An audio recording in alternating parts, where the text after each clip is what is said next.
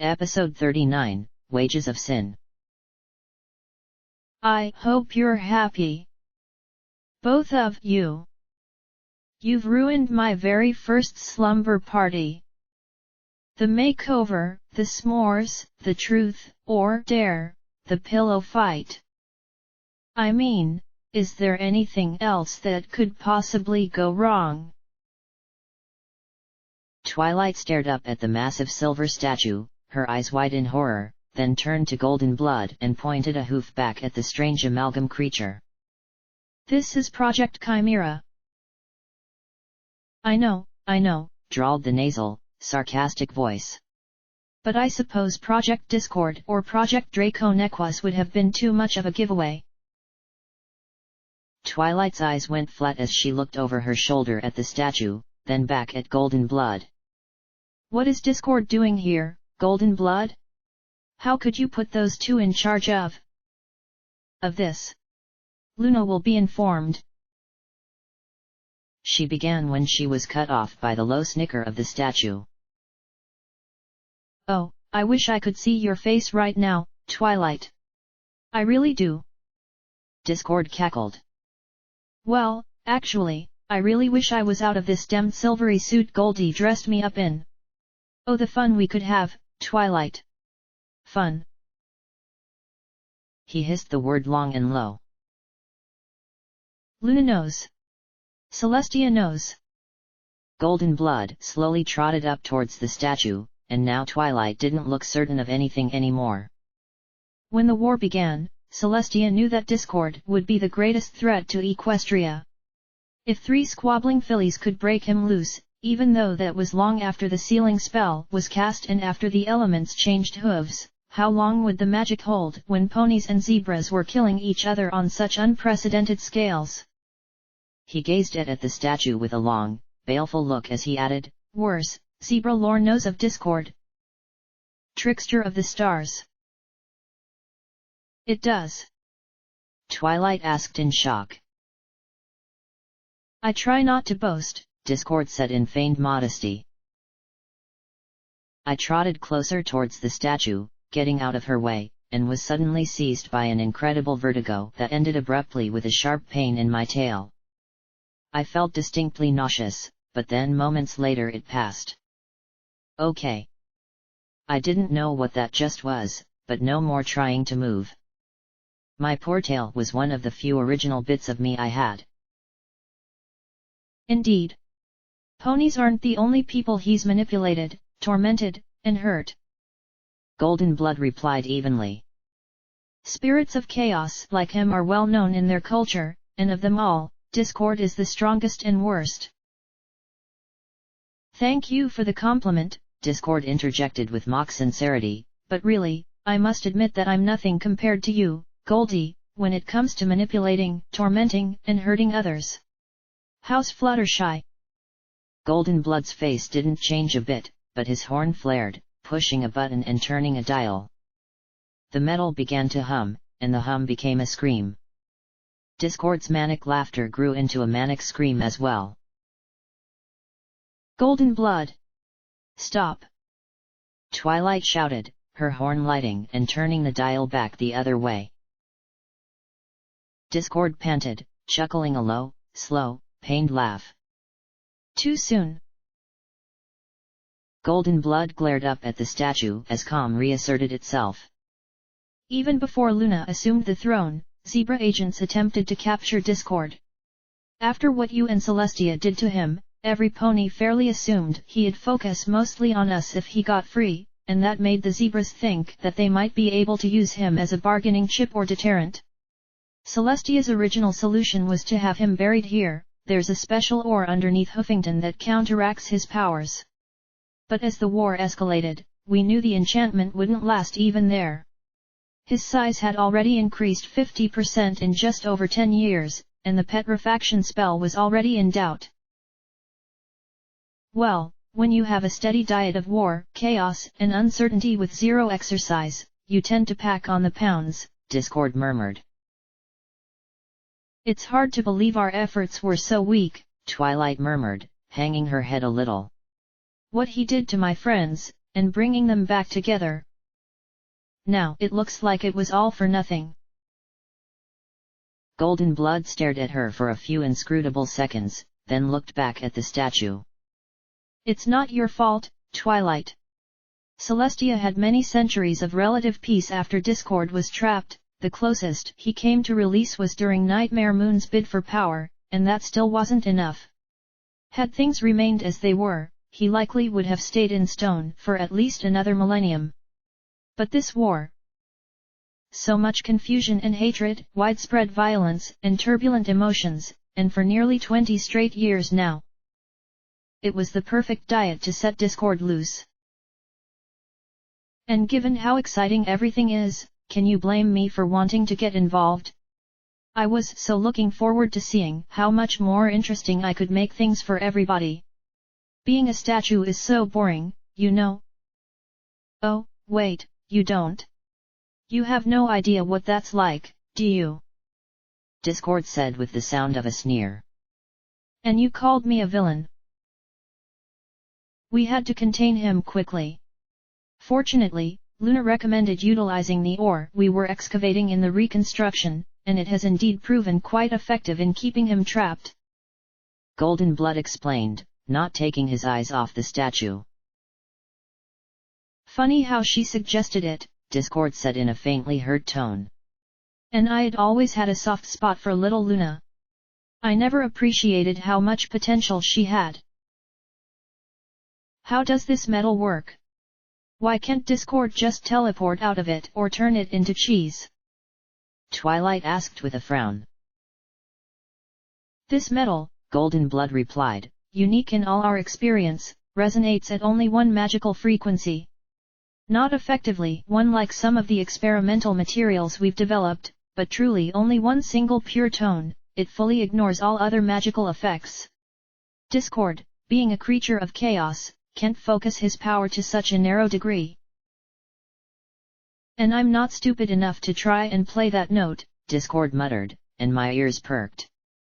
There was a definite undercurrent of deadly seriousness in his voice. Twilight sighed softly. All right. I can understand containing him, but how did you go from that to pulling flux out of him? Golden Blood smiled that humorless little smirk. Do you really want to know, Twilight? She glared back at him, and for a moment their eyes remained locked. Then Golden Blood gave a little shrug. It was my idea. The raw magical essence of Discord was simply sitting there, unused, gaining power all the time, and the potential for his magic was mind-boggling. Once the research was begun, it actually didn't take that long for a method to drain it in a usable form to be developed. Golden Blood pointed at the hoses with his hoof. Needles were drilled into the stone and hooked up to extraction lines. To create base flux, the metal is resonated, liquefying portions of his essence. You drilled into him. Twilight gaped. You drilled holes in him. Don't worry. It's exactly as painful as it sounds. Discord said in a sarcastic mutter. Yes. Golden Blood said without taking his eyes off hers. And we suck out his magical essence, mix it with gems to stabilize it, and ship it all across Equestria. A portion of the sales goes to covering the OIA operating budget, which is substantial. The rest is given to the ministries. Twilight shook her head. Torturing him? Sucking his essence out? And you sell it to fund all this? I thought your funding was through the kingdom. She said, looking startled and disgusted. Not exclusively. The OIA goes through a lot of bits in a year.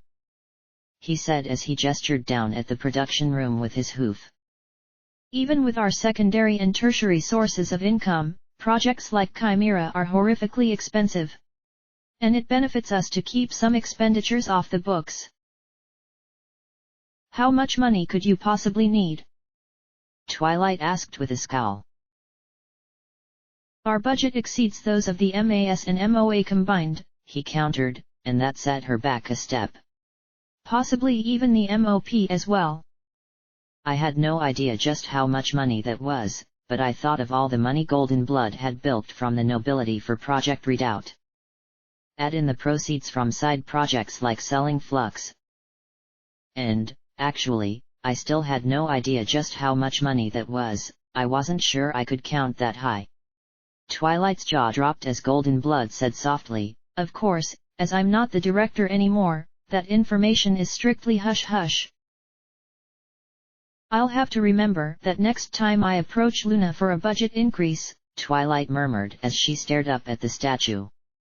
"So, why in Equestria did you put those two in charge of him? To be fair, this is an OIA facility. They are simply the face company, selling and distributing flux and a sizable number of spin-off products. But really, can you think of any pony better? The pair are natural obfuscationists, entrepreneurial in the extreme, and unscrupulous but cowardly. They embezzle wherever they can, and I let them get away with a certain amount to keep them working. Their utter lack of political ambition combined with their goal to excel makes them diligent in their complicity. After all, they delayed you for more than a year while you were trying to make your alicorn potion work." "They weren't the only ones," Twilight said, frowning again. "Remember, your stonewalling cost you your position." But Golden Blood didn't look upset about that. If anything, he looked sad and so very tired. "Well, we do what we must for love." "Excuse me? Doth mine ears deceive me, or did you say alicorn potion?" Discord chuckled. "Oh. Twilight? You're making an alicorn potion? As in a potion to create alicorns?" The silver statue began to laugh. "Oh, I just bet the royal duo absolutely love that idea." Twilight scowled up at him. "I have the full support of Luna." If anything, that made Discord laugh even harder. "Shut up." Golden Blood twisted the knob once more, and the statue began to hum. The laughter rose higher and higher until it became a scream of agony, and then the knob was turned back down. "Oh, I do so love all you little ponies. Even when I'm sure you're all going to be so boring, you find ways to surprise me." Discord said with another quiet chuckle. Golden Blood looked away, sitting on the edge of that narrow bridge. "Well, I do hope that works out well for you, Twilight. A step up in the world. It will make us win this war," Twilight answered, but I could see she was shaken. She looked at all those hoses snaking out of the silver statue. "I'll talk with Luna. She'll put a stop to this. She can't know exactly what's been done to you, Discord. You're imprisoned. There's no point to torture as well." "Oh, Twilight. You always were such a good little pony. Always surrounded by loyalty, honesty, kindness, generosity, and laughter," Discord said in a voice that was almost pitying. "What are you surrounded by now?" Twilight stepped off the bridge, back onto the catwalk, and a moment later Golden Blood's horn flashed and the bridge slowly rose back up. A moment later, the central palace doors swung back into place and sealed with a faint hiss. The purple unicorn adjusted the glasses she wore as her magic brushed her mane back into place, but her face was troubled and haunted. "So? That's why my potion wasn't working. Why it kept going unstable. It'll likely need that magical resonance to stabilize it.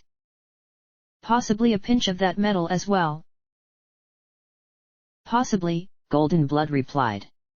He turned and started to trot away, but then he paused. "So, you mean to continue?" She looked at him in confusion. "Of course. This is why the MAS was established. I swore to Princess Luna that I would find her a magical solution to the war, and the impelled metamorphosis potion will do it. We'll be able to turn hundreds of ponies into alicorns. Earth ponies will be able to do magic and fly for the first time. We could make thousands. End this war once and for all. Even given the cost? You'll use flux, knowing where it comes from. Golden Blood asked. She looked away, and he sighed. I see. I have to do this. I promised Luna that my friends and I would win this war. Twilight Sparkle said quietly, keeping her eyes away. She stood and started away, but then she too paused. You promised something similar, if I recall. She started off without looking back, steps slow and heavy with the burden of knowledge. Something like that, he said softly, then he looked around a moment, and his eyes suddenly locked on mine. The side of his lip curled in an expression of mixed annoyance and amusement. Cute. His horn flashed. Suddenly, the world darkened and my head spun, my dream delusion hallucination thing faded away, and the room returned to the normal grime and spotty emergency lightning. The machinery below stopped humming, and pink fog swirled around it. I swayed on the edge of the platform, then shook my head as the vertigo passed. Huh? What just happened? You're back. Rampage asked. I went somewhere. I replied, rubbing my head. You walked right off the edge, the striped pony said, then nodded over at the brooding yellow mare. Psycho caught you. She did? I asked, not able to hide the surprise in my voice. Why? Psycho Shy snorted. In case you forgot while you were out of it, we need you to open up this chimera thing. Since I can't. She added bitterly as she lowered her head.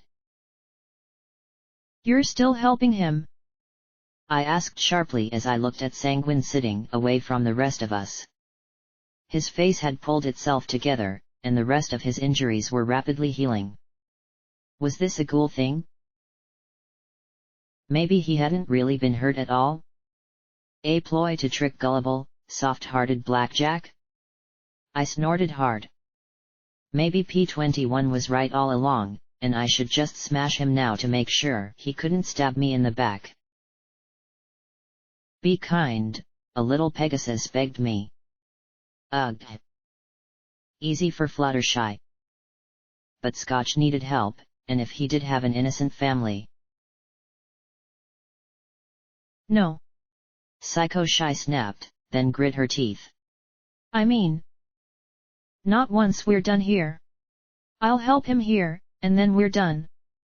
She looked over at the undead pony and slumped a little. I mean, he still needs my help. If I help you, that is.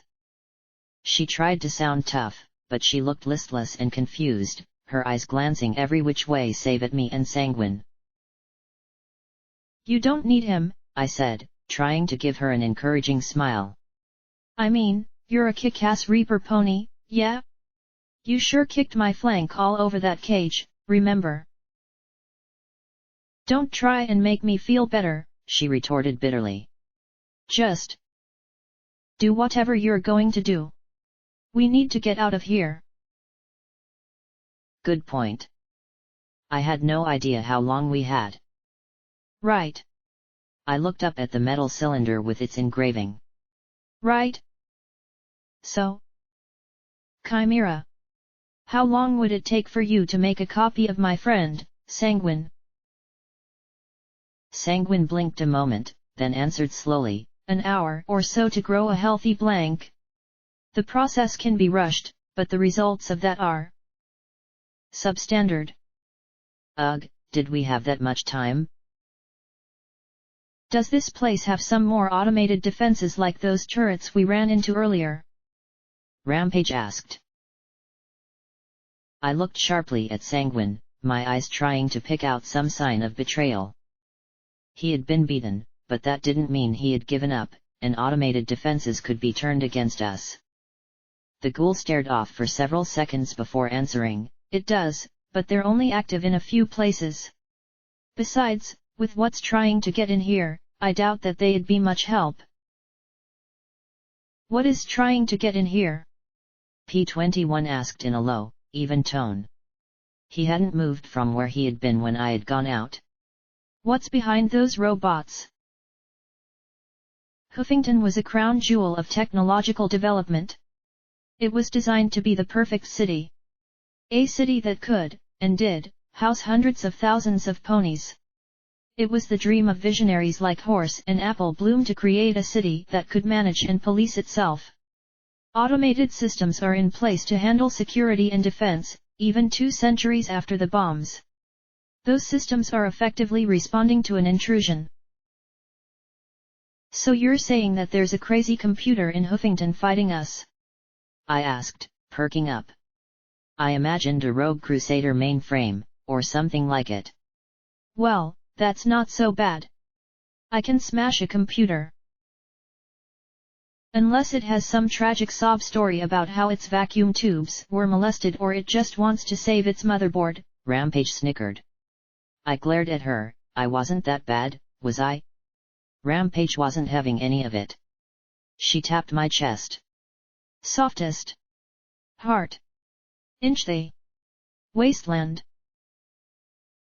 I don't have a heart. I have a cold machine of steel running inside me. I huffed indignantly. Every pony looked at me with expressions ranging from scorn to pity. Boo was the only one looking around in baffled confusion. I snorted. Okay, my heart aside, how do we turn on those defenses? You need to turn on all the systems. You need to unseal Chimera. Sanguine replied in a low, distracted voice. He pointed at the central pillar. The access point is there. I looked up at the massive pillar. I could just leave it sealed up. Presumably, Discord was still alive, or at least alive enough to suck a few tanker trucks out of him over a few weeks. If I talked to him, he'd try and trick me. He was dangerous. I had seen the look on Twilight's face. I looked at my Pip-Buck with a small frown. Dealer? Dealer? Is that what you call that thing? Psycho Shy muttered. I know you're not my crazy dealer. I want to talk to you, I said. Then, as I slowly turned my head, I spotted him shuffling his cards. He kept his eyes hidden behind the brim of his hat. I need to unseal Project Chimera. So? Unseal it. He muttered, his eyes locked on the cards. He turned over a joker, showing me in a clown suit. You don't need me for that. Huh? I don't. But then why couldn't Psycho Shy do it? My question set the yellow Pegasus's teeth on edge. Because she's as thick as you are, Blackjack, Dealer muttered, rolling his eyes. I'm not EC-1101. He spoke the words like a guilty confession. But you're also not my crazy, I replied firmly. There's way too many lapses, times you should be there when you're not. Times you do show up when you shouldn't. You're something outside me. I frowned at him, narrowing my eyes. Who are you, dealer? Some pony who never mattered. I'm just a ghost along for the ride, seeing that EC-1101 gets where it needs to go. That's all. He nodded towards Psycho Shy. She did the same thing you did. Yelled, threatened, growled, begged, and finally cried to try and get me to open it. And I just told her no, not going to happen, and described all the ways you were going to kill her when you caught up with her. I thought about that a moment. Dealer? Are you golden blood? He looked at me pityingly. Did you miss what I said? Never mattered. Not before the bombs dropped and not now. Trust me. Don't worry about golden blood. He's dead as a doornail. Why do I have trouble believing that? I muttered, glaring hard at him. You've been screwing with me from the start, dealer. When did it all begin? When I found out what EC-1101 was. Back in Stable 90? Miramare. Then I frowned. The first time I fired Folly. Folly? Sanguine asked, and I glared at him. No, Mr. Nasty Ghoul. You do not get any more toys to play with. Heck, even I shouldn't have a weapon like that. The pale image gave the slightest little twitch of the corner of his mouth. Yeah. Before that, you were just another mare, as far as I could tell. One stupid and reckless enough to keep getting ponies killed with your good intentions. That kid. Those zebra. You spared a slaver. I honestly didn't know what to make of you. But when you fired that weapon, I knew there was something more to you. Because I have Ministry Mare blood in me, I said, and he gave a slow nod. Even if it's not Twilight Sparkle, that meant I could access EC-1101. Might, he countered, looking angry. And that meant that I might be necessary after all. When you fired that weapon, systems from Trottingham to Philadelphia to Huffington lit up like a hearth-swarming log. No pony was listening, of course. There's maybe a half-dozen ponies left across the wasteland with the access capability and a clue as to what those systems actually do and how to make them work, maybe a dozen with the Enclave. And since meeting you, I've bumped into others who could get access. That Mare Velvet Remedy might have gotten the program to work. Psycho Shy would have figured it out, too, if she had had enough time.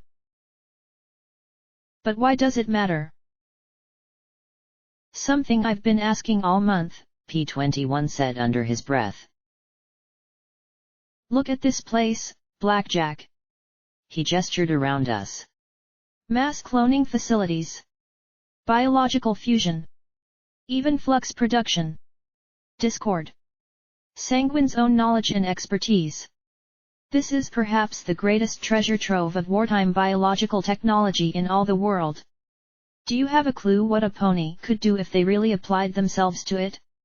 Monster ponies by the thousands. Possibly even an alicorn assembly line, if a pony knew what they were doing. Your lucky Red Eye or the Enclave doesn't really know what's going on here, or they'd actually be applying themselves to get you to unlock it. How do you know all about Chimera if you're not Golden Blood? Who are you, and why should I trust anything you say? I asked with a scowl. Golden Blood. Every time she says that name, I want to kick some pony. Rampage said. He pressed his lips together, then finally said, What choice do you have? You don't exactly have time for 20 questions. I can help you, Blackjack, but I want to make sure that this place isn't used by any pony else.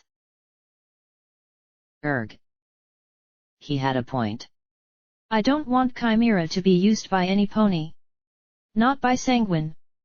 If I can save Scotch, I'm happy. If I save Sanguine's family to do that, that's good too. It wasn't their fault that they were related to this thing. Speaking of which, it would have been nice if said thing would gasp or something, give some sign that he was going to work with me on this. Instead, he just stared off into space. Was he trying to work out how to best cooperate or how to best betray us? And letting him trot back here 10, 20, or 100 years from now? Dealer asked firmly. He shook his head. I'm not going to turn this place over to just anyone who walks in once you leave. Watching you unseal Steel Pony was hard enough. I only let you have that because you needed it, and if the Enclave hadn't already been in possession of the raw data, I would have tried to keep it from you. Wait, I thought you said I didn't need you to open the project. I looked over at the yellow Pegasus, but she was simply passing time. Sanguine looked over too, a feverish kind of hope dancing in his eyes. You don't? If you know the proper place to access. Otherwise, you can have fun trying to figure out how to make it work all on your own. He replied with a smug smile. That would take time I didn't have. So? What do you want? Less Blackjack talking to herself would be nice, P21 muttered. I want this place destroyed, he replied evenly. You want what? I gasped, making Boo jump away. Rampage winced. Oh, that can't be good. You heard me. I don't care about what you use it for right now, but I want this place gone when you're done. No more flux.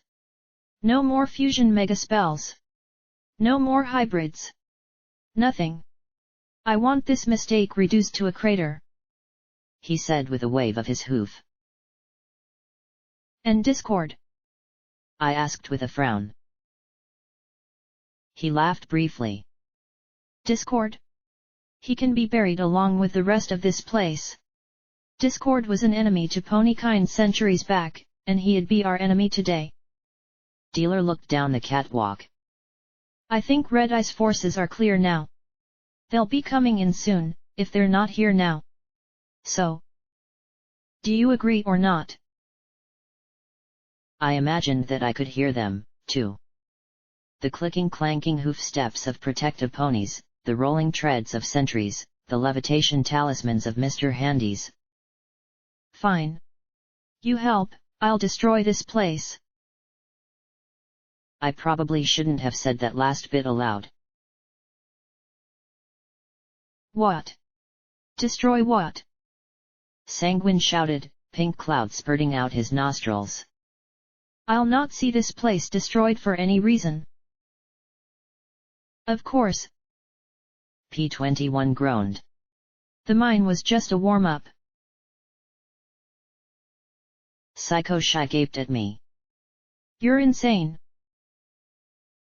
Rampage just fell back laughing.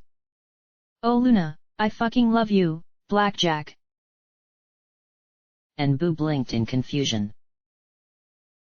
I whirled on Sanguine. Your family, or this place? Choose. If I was going to have to figure this out without him, then best find out now. I couldn't keep working with him like this, not with the worry that he could backstab me at any moment. His cloudy eyes popped as they looked at me and then out at production. Then back at me. My work. My family. Blackjack, I can't. Don't you understand? This place was the culmination of my entire life's work. Years of research and study. I can't just throw it all away. You're going to have to, I replied. Your family or this place, Sanguine. If your family really is all that matters to you, I'll help you save them. But for me to pull this off, I'm going to have to destroy this place so no pony can use it. Otherwise, you better just kill me now. I took a gamble, hoping he truly meant it. And I got ready to jump aside from a plume of pink poison. Sanguine closed his eyes and stepped away. He stood there for a few seconds, and then nodded once. Very well. If you must. I let out my breath, surprised. I wasn't the only one, either. Right. I turned to the dealer. So, how do I unseal Chimera? The access is inside Discord's chamber. To open it, you say Project Chimera Containment Open. Password. A wonderful, wonderful thing, I finished for him, and was rewarded by his momentarily stunned expression. I tried not to act too smug as he recovered. Surprised. Apparently you don't need my help as much as I thought, he murmured.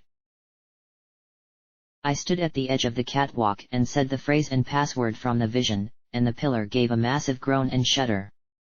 The mechanics squealed as it slowly ground open. 2 centuries of little to no maintenance hadn't done it any favors. The drawbridge slowly dropped down in front of me, revealing Discord. Or something that had once been Discord. The statue of the immense hybrid creature now appeared shrunken and crumpled. The serpentine body was now twisted in a spiral, his limbs twisted and pinched. The wrinkled silver casing had formed creases and spiny ridges. The expression of fear was now one of agony. The hoses that once connected to the walls had stretched and deformed, pinching off or becoming jagged wires. Only a few still resembled tubes. The interior of the chamber was warped and melted, the smooth surface forming countless spikes all pointing in on the distorted form. The array of dark rainbow balefire eggs had been reduced to a flickering dozen. Instantly, my pip-buck began clicking like mad from the magical radiation. Discord, I breathed, and the others backed away. Even the dealer looked horrified at the sight. The one and only, rasped a low, hollow voice. The internal failsafes went off. Sanguine gaped at the contents. And off. And off. And off. And off. Never enough to kill, but always enough to hurt. Discord laughed softly. It's been a long time since I had any pony to talk to. So fill me in? I've got 2 centuries of hoofball seasons to catch up on. Have the Canterlot Cavaliers finally won the playoffs? Are stripes still a fashion faux pas? Oh, and are you people all a bunch of little monsters still? We just looked at each other as he laughed. I imagine you want to do something horrific to me too. Why would you think that? I asked as I took a few cautious steps forward. Because that's what ponies do, he muttered in that pained, hollow voice. To diamond dogs, to buffalo, to dragons, griffins, minotaurs. Oh, I know you all look so cutesy-wootsy, but deep down you're all monsters. Turned me into stone. Twice. Locked me up. Drilled into me. You have to admit, that's a little excessive for a couple of bad jokes and some screwing around with folks. He sighed. You make it rain chocolate milk once or twice and turn a few roads to soap, and suddenly you've crossed a line. You did more than that, Discord, Sanguine rasped as he stood and approached the statue. Your antics nearly overthrew the kingdom. You targeted Twilight and her friends, turned them against her. Honestly, I wasn't hearing the part about Discord throwing ponies through a rock crusher.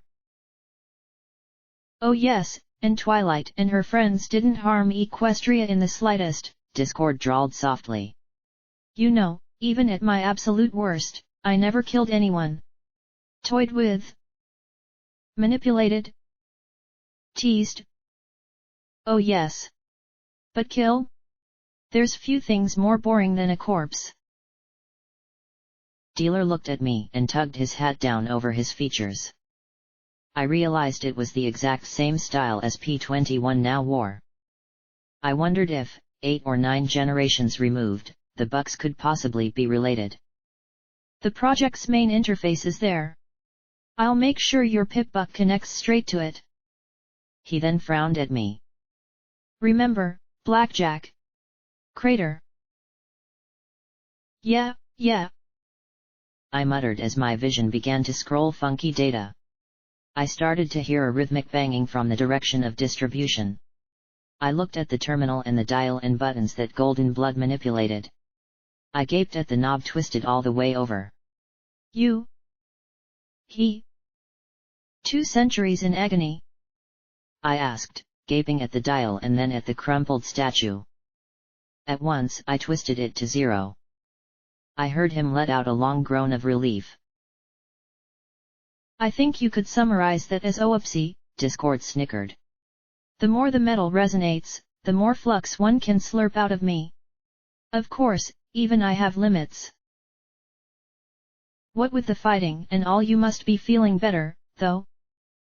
Rampage said as she stared at the statue. Right. Murder, rape, and mass mayhem. Yawn. You know, eventually, even wanton slaughter and war gets boring. Not that it matters much. It won't be long before there's nothing left of me but metal. As Golden Blood intended, I suspect. A permanent end to a threat to the kingdom. Oh, so practical and useful. Such a dull pony. Discord snickered sarcastically. How about you, True Blood? What do you think, what makes ponies do monstrous things? Losing the things we love tends to strip away reluctance, the ghoul murmured. Crimson beams flashed up the catwalk towards us, one passing so close to my head that I felt the heat from it. Okay, discord or sanguine or, no. The robots were here. The protective ponies clomped slowly and inexorably along the metal walkway towards us, and down below I caught sight of a sentry rolling through the pink fog. Intruders detected. Surrender yourselves immediately and face disintegration. My friends jumped into action, and Psycho Shy snapped her wings once and launched herself into the air. The yellow Pegasus arched high along the domed ceiling, nipping behind the warning signs as 6 protective ponies blasted away with their crimson beams. Then, suddenly, she dove and corkscrewed down at the robots, hooking up at the very end and smashing into the row of robotic ponies. Metal bits went flying as she climbed back to the ceiling. Before the still functional robots could rise and resume attacking, Rampage was dancing on top of them, hooves flashing and blasting the machines to pieces. Then the sentry below began to spray the catwalk wildly with its Gatling gun. Persuasion thumped, and suddenly a section of the pink cloud geysered. The trail of Gatling fire swung wildly around as P-21 shook out the spent shell, calmly slapped a fresh grenade in the breech, clapped it shut, and patiently aimed once more. The spray chewed along the catwalk towards him. The grenade launcher pumped once again and lobbed the explosive in a perfect arc into the mist. The cloud geysered again, and the robot went silent. I looked around, but that seemed to be all of them. For the moment. But if that group had found a way in and radioed it to the others. I tapped the terminal a few times, then smacked the monitor with my hoof, and the screen slowly glowed to life. Project Chimera Primary Interface. Project Chimera sealed per Equestrian Royal Command. I looked down at my pip-buck, and the arcane device mirrored the terminal. However, there was an additional box at the bottom of the pip-buck screen. Unseal Project Chimera per EC 1101 Authority, Y/N. I glanced at the dealer, then hit Y. More data flashed across my vision. Now that I had my pip-buck again, I had to admit that it was refreshing to have those images. Reassuring to see the radiation meter crawling upwards in my sight. Finally, the screen flashed up a number of menu options. I ignored the files and records and the like. Unlike Twilight, I had no interest in reading bajillions of pages of information. Instead, I went to Facility Status. The dealer suddenly frowned. Shit. Huh? What? I asked, looking at the not-so-figment of my imagination pony. Some ponies accessing this place now that it's unsealed. And some pony else is trying to cut off that access, he said with a scowl, his eyes staring off into space. You can interface with the facility. Your pip-buck is in command of every functional machine on this place's network now, so yeah. A diagram popped up in my vision, full of flashing green and red lights.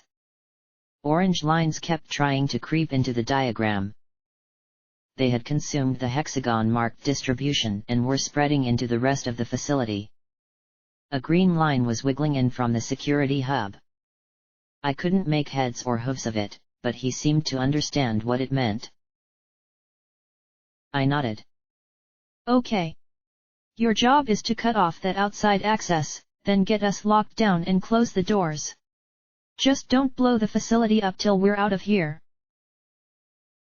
She says it so casually, Discord murmured. Dealer looked at me, then nodded.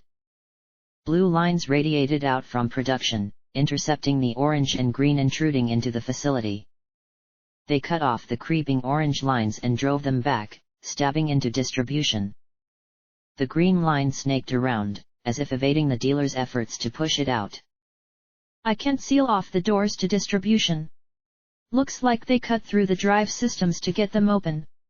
I can seal off the other sections, though, and activate what turrets I can. But they're going to get in eventually. From throughout the facility came the distant booming of mechanist doors closing. Right, I nodded, waving my hoof in front of my face to try and banish the diagram. One way or another, it disappeared, and then I looked at the remaining glowing balefire eggs. P-21, Psycho Shy, Rampage. You three are on our defense. P-21, can you use those balefire eggs? Let Psycho do some bombing runs when they get close. Maybe, he replied as he looked at them skeptically. My name is Fluttershy, the yellow Pegasus said with a scowl. Fooled me, Discord chuckled. But you never can be too sure of the quiet ones. You're not Fluttershy, I retorted. You're not quiet and nice like her, or scared of your own shadow. But you can kick flank a lot better than she could. That's what we need right now. That seemed to mollify her a bit. Now, help P-21 get those bombs down. Without blowing yourself to pieces. The mayor grimaced, then finally nodded. Are you going to kill Sanguine? I frowned, not sure of that answer myself. Only if he forces me to. Psycho Shy looked at me the same way Rampage did when she talked about my soft-heartedness. You think I should?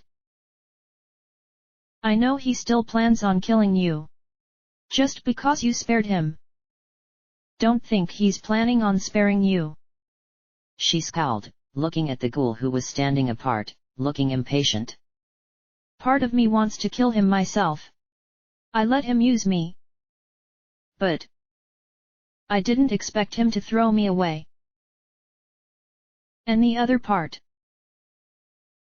wants to tear your head off and hope that's enough for him to care about me, she admitted as she frowned and shook her head. Just do whatever it is you're going to do. The yellow Pegasus started to pace. I need to kill some things. A whole lot of things. I just wish I had something a little more meaty than robots to crush.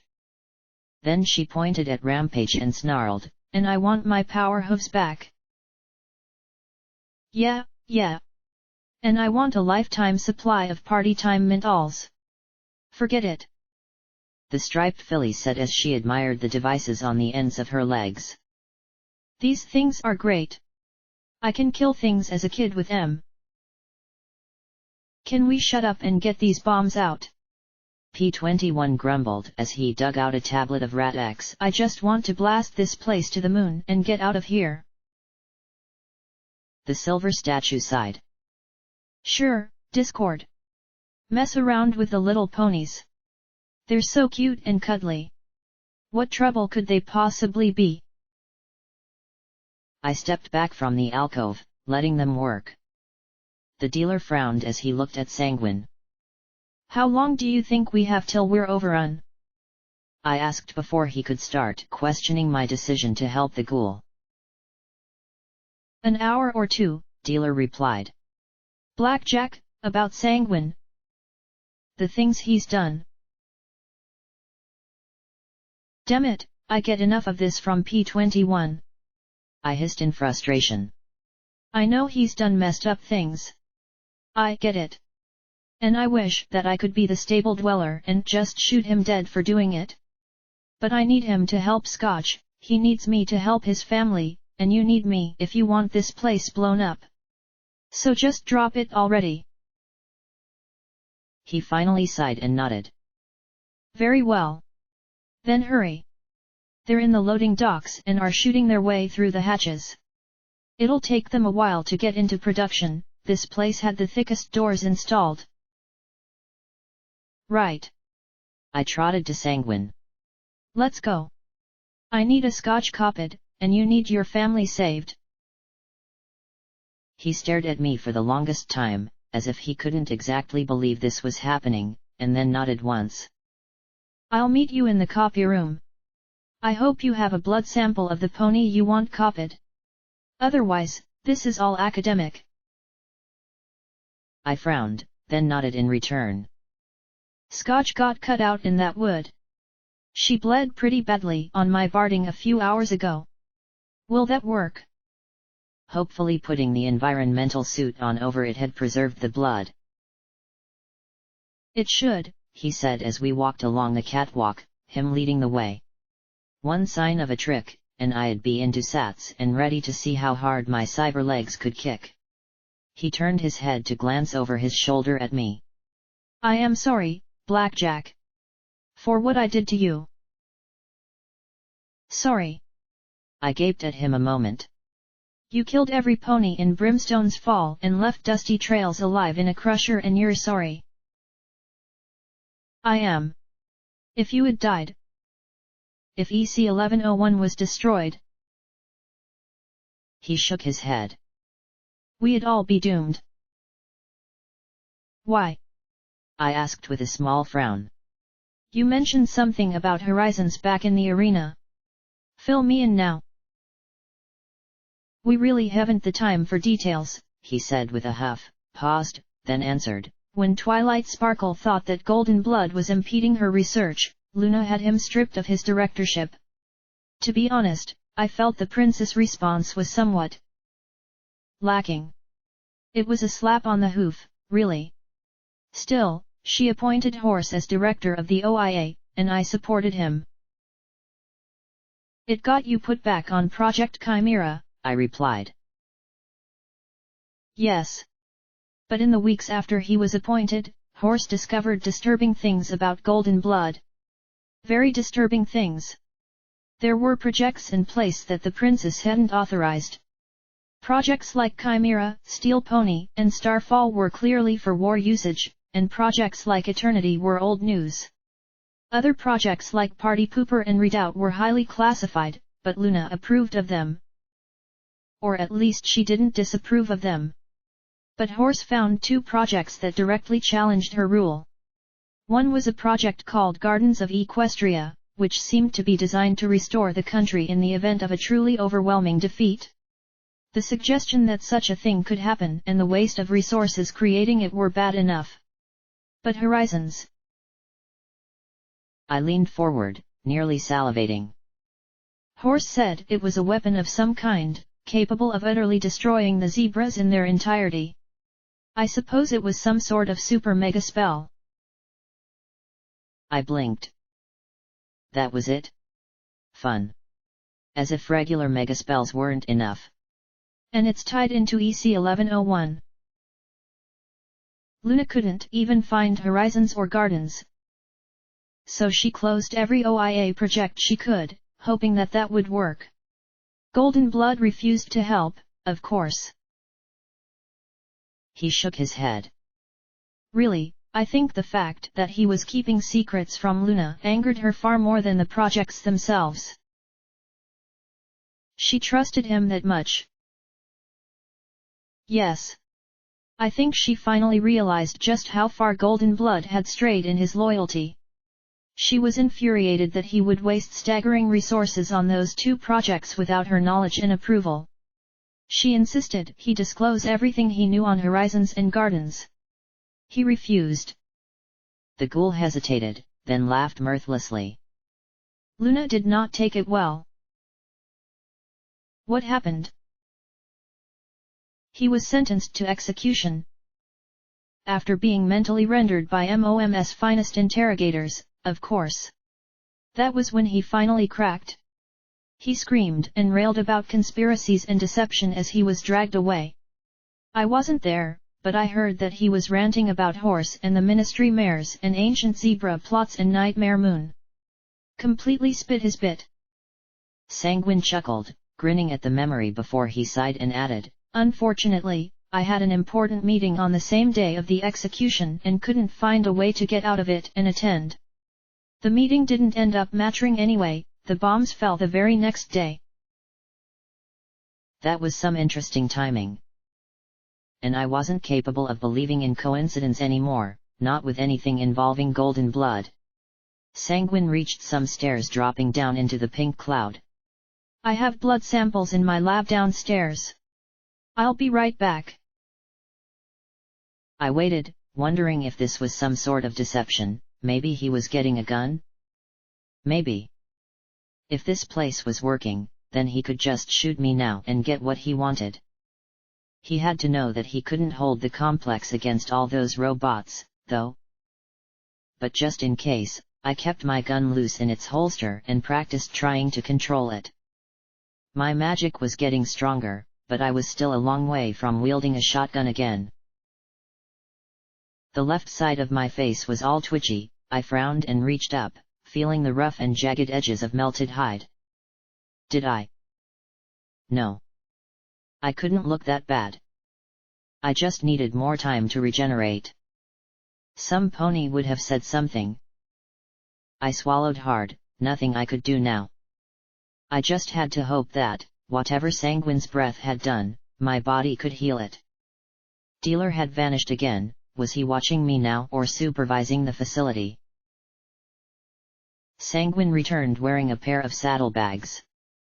You keep your stuff down in that pink cloud. Can you think of a more secure location? He retorted. You've seen how effective it is. I scowled. Don't smash the ghoul, Blackjack. He's going to grow you another scotch tape. You need him, Blackjack. Yeah. Look what it did to my face. I said as we trotted back towards the copy room. A door had closed across the pipes, but as we approached it hissed open again. Yes. Well. I was trying to win, he said defensively. We entered the room with the golden tree, and he shrugged off his saddlebags and levitated out 4 small glass ampoules filled with a dark maroon substance. The blanks just milled about. Even a fatty just stood by. I supposed that, when not loaded up with rage, they were just as docile as the rest. Boo found a seat and watched us both. You're making 4. I said with a frown. Yes. 4 healthy bodies. I'll fuse my family to them. And then myself. He said as we trotted down the stairs. With Chimera active, it was now studded with tiny lights and hummed faintly. A ghoul fused with a blank. My mind tried to wrap my head around that one. Would that even work? Sanguine laughed.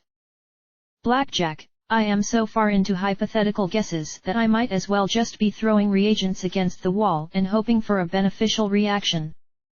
He lifted the ampoule to a hollow in the tree's trunk. There was a soft hum, and a red vein crept along the bark to the branches overhead. Instantly, a small growth began to slowly swell. Unlike the others, it was a rich orange. The next was a light beige, and the one after that a deep red. Finally, a tan pony began to grow. Then I reached down to peel away the tatters of the hazmat suit and froze. Come on. Get off. I muttered, scraping at the tape. Funny. My hoof couldn't find an edge.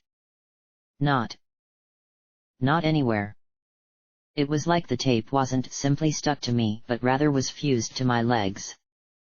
I grit my teeth, frowning as tugged and tugged. Ah. Yes. That can happen on exposure to pink cloud. Sanguine said delicately as I jerked at the suit's neck connection and felt the exact same thing. Get it off. Get it off. What the heck did you do? I gasped as I tugged. The suit felt loose on most of my body, but at the seams. Your Pegasus friend can handle scalpels, yes? My sources suggested she had some medical background. Ah, and something stronger for your enhancements? Sanguine asked. I swallowed and nodded. Good. She's going to have to cut the suit off your hide. I'm afraid that, otherwise, it's a permanent addition.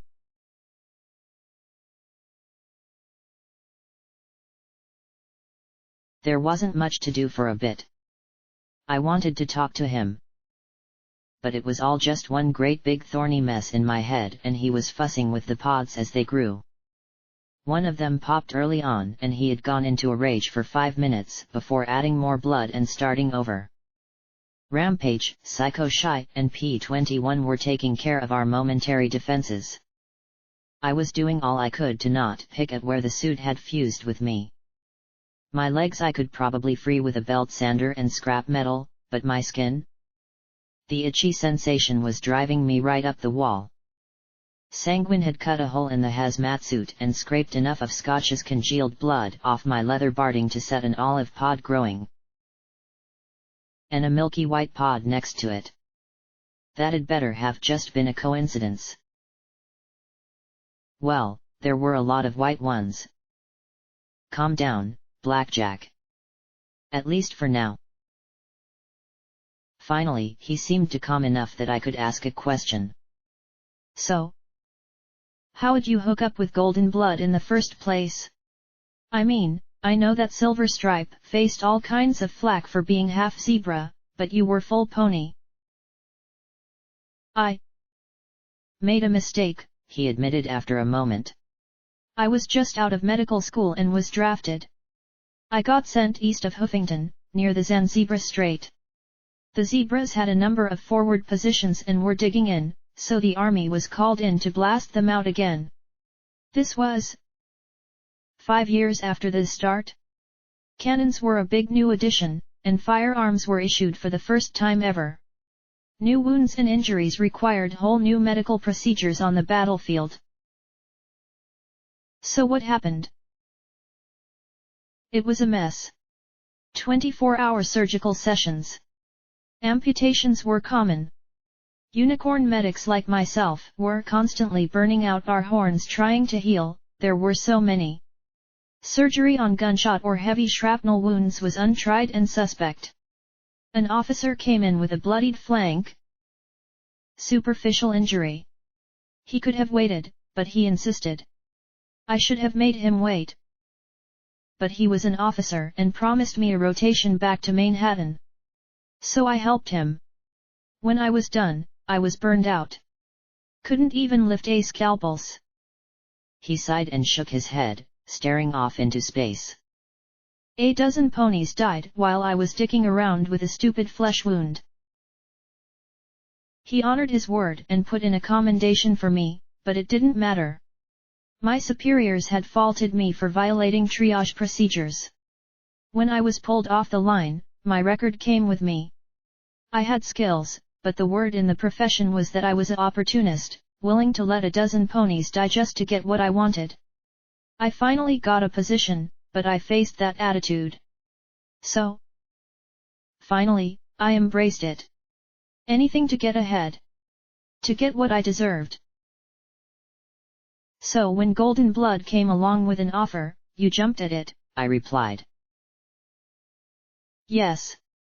He played me perfectly with an alternative route to advancement. I should have known better, but it seemed too good to pass up. The precise mix of an opportunity to prove myself and all but guaranteed personal advancement and prestige. I should have realized what a thorough manipulator he was. The ghoul said bitterly, and I had to remind myself that he was just as guilty as others. All I had to do was keep my mouth shut and take care of Fluttershy's pregnancy. But something went wrong. He nodded and sighed. Some mares are ill-suited for pregnancy. Fluttershy's was difficult. The pressures of being the Ministry of Peace's leader and mascot were coupled with a real sense of responsibility for injured ponies, not to mention the secrecy of the pregnancy itself. I recommended she take a leave of absence, but apparently that was unacceptable. He paced back and forth slowly. There were a number of small alarms, and I was tasked with coming up with contingencies. Stasis was one such contingency, and we investigated technological methods of saving premature foals. Rarity and Golden Blood squashed rumors right and left, kept the truth concealed from the public and most of her friends. Finally, one night, she was brought in a hysterical state. Something had happened and she was in premature labor. There was nothing we could do to halt it. I pressed my hooves to my mouth as I listened. That it happened at all was horrible, but it happening to Fluttershy of all ponies was almost too terrible to contemplate. What happened?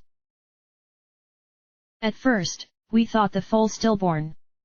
No heartbeat. No breathing. Fluttershy was inconsolable. She was taken out, and I rechecked for a heartbeat. To my shock and amazement, it was there. I put the foal in stasis. It was such a fragile life, barely there at all. I couldn't risk telling Fluttershy only to have the infant die. It would have devastated her. No matter my differences with Golden Blood, I couldn't do that to her. I kept it secret from every pony. Reported the foal as being born to an unknown mother who died in an accident. And you never told Golden Blood? He snorted. Why would I? Golden Blood was no friend of mine, he should have died at Littlehorn. I stared at him a moment. Didn't he know? Sanguine.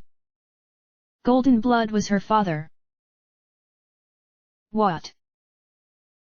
He stared at me, then blinked once, in a perfect imitation of Boo. They told me her father had been a patient injured in an attack. Are you telling me? And then he started to laugh, the boiled, wet noise sounding like he was choking to death. That would have been good to know 2 centuries ago. I'd never have had to gone to Twilight Sparkle with the potential of alicorns if I had known that. So? You just kept her in stasis for years? I asked, and he nodded. Yes. I built the first stasis pod prototype myself, in my garage actually, just as Chimera was set up for Fluttershy. So that no pony would ever have to go through what she did. I don't know what happened between them, he was always so cool around her that it never occurred to me they were in a relationship. We perfected the stasis pods, so we thought, I should have been rich from the invention. But ah well. Then came fusion spells to improve on ponies. Blanks were introduced last as a source of organs and test material. I was able to fuse the infant with a healthy Pegasus blank of her own body, and that stabilized her enough to survive. Then Sanguine groaned. Suddenly, I had a treasure that I dared not use. Fluttershy's child. Yet it had been years since her miscarriage. Fluttershy was up to her wings in duties and responsibilities. I couldn't add to that. Plus, as much as it shames me to admit it, I liked having her child as an ace in my pocket. Golden Blood was on his way out. Horse became director. Why take her out of stasis? I could just hold on to her until the opportunity presented itself. Wait until the opportune moment. Perhaps when an opening at the Helping Hoof Clinic presented itself. Or even, perhaps if Fluttershy wanted to retire and had to name a successor. He licked his lips, making my mane creep. Right, wanting to use a foal to blackmail a position. Nothing off about that. So I put her back in stasis. The only life she had known. And then the bombs fell and she was left in there. Just like at the Fluttershy Medical Center. Yes. I have to admit, with my own problems and preoccupations after the apocalypse, I forgot about her. I tried to use this place and my limited access to ensure my own survival. Once that was established, it was a constant struggle to keep my sanity intact. Saving my family. Project Chimera. They were anchors. I experimented with the stasis pods from time to time out of boredom, but my meddling usually resulted in the death of the occupant. Then, quite by accident, I successfully opened one, and the occupant survived. Let me guess. Psycho-shy. Yes, he replied. But I discovered something about stasis. While it does preserve the body, it does not necessarily preserve the mind. She had been a fool when she was put in. She didn't have any life experiences, that endless stability was simply the world as she knew it.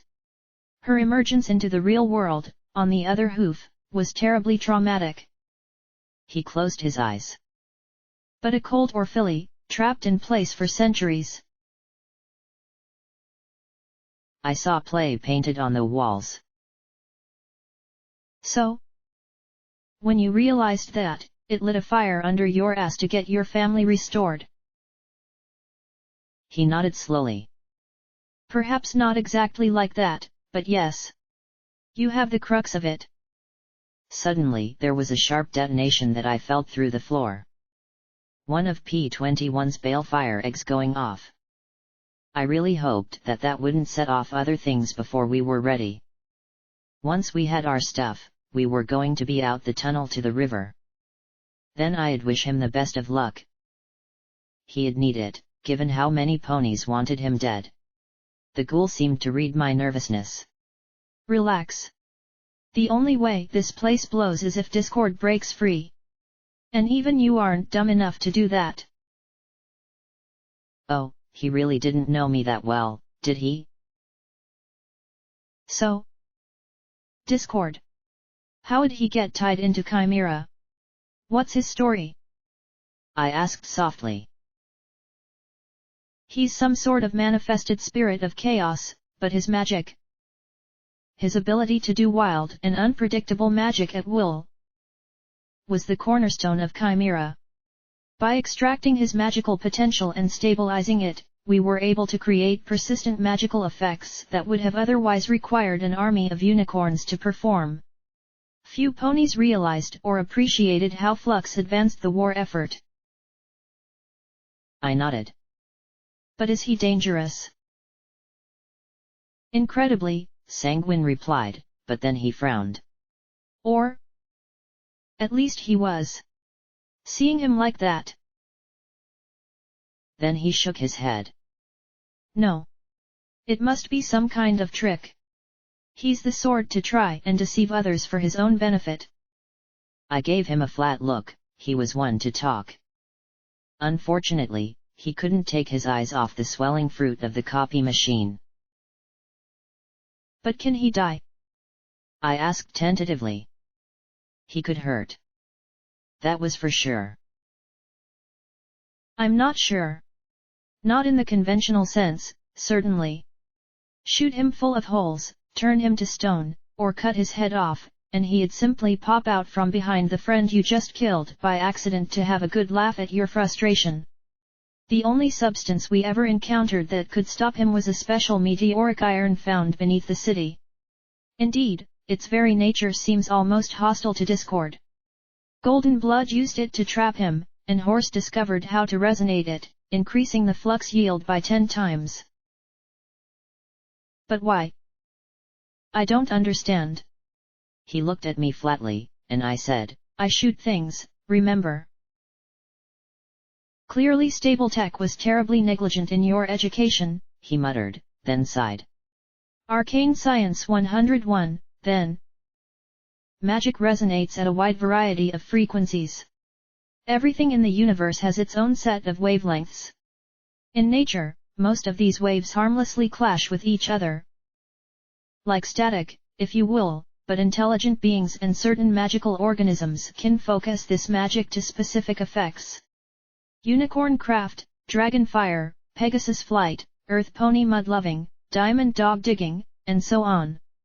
Races have similar frequency patterns, and every individual has their own unique spectrum. Your soul, some might say. These unique frequencies become more or less fixed as you age and, in ponies, manifest as a cutie mark. He paused, his lip twitching as if wondering if I knew what a cutie mark was.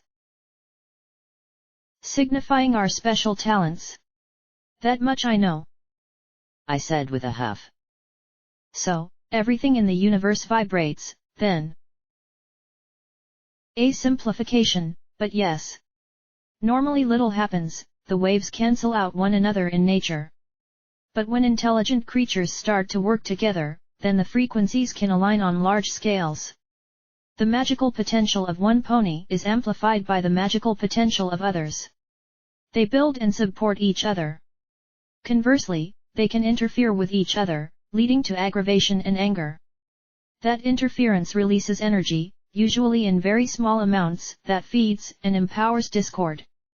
But the meteoric iron beneath Huffington has a far more potent effect on the resonances of others, it destroys them. What? But didn't you say that that's what happens in nature? I frowned, feeling like I was back in school. Being taught by a murderous mad undead pony was, at least, a step up from my old teacher. Cancellation is not destruction. The waves are still there, they're just not expressed. But the meteoric iron doesn't cancel, it somehow eliminates the waves of others. You can cast every spell you want at it and it will simply destroy the magic, releasing great amounts of energy as it does so.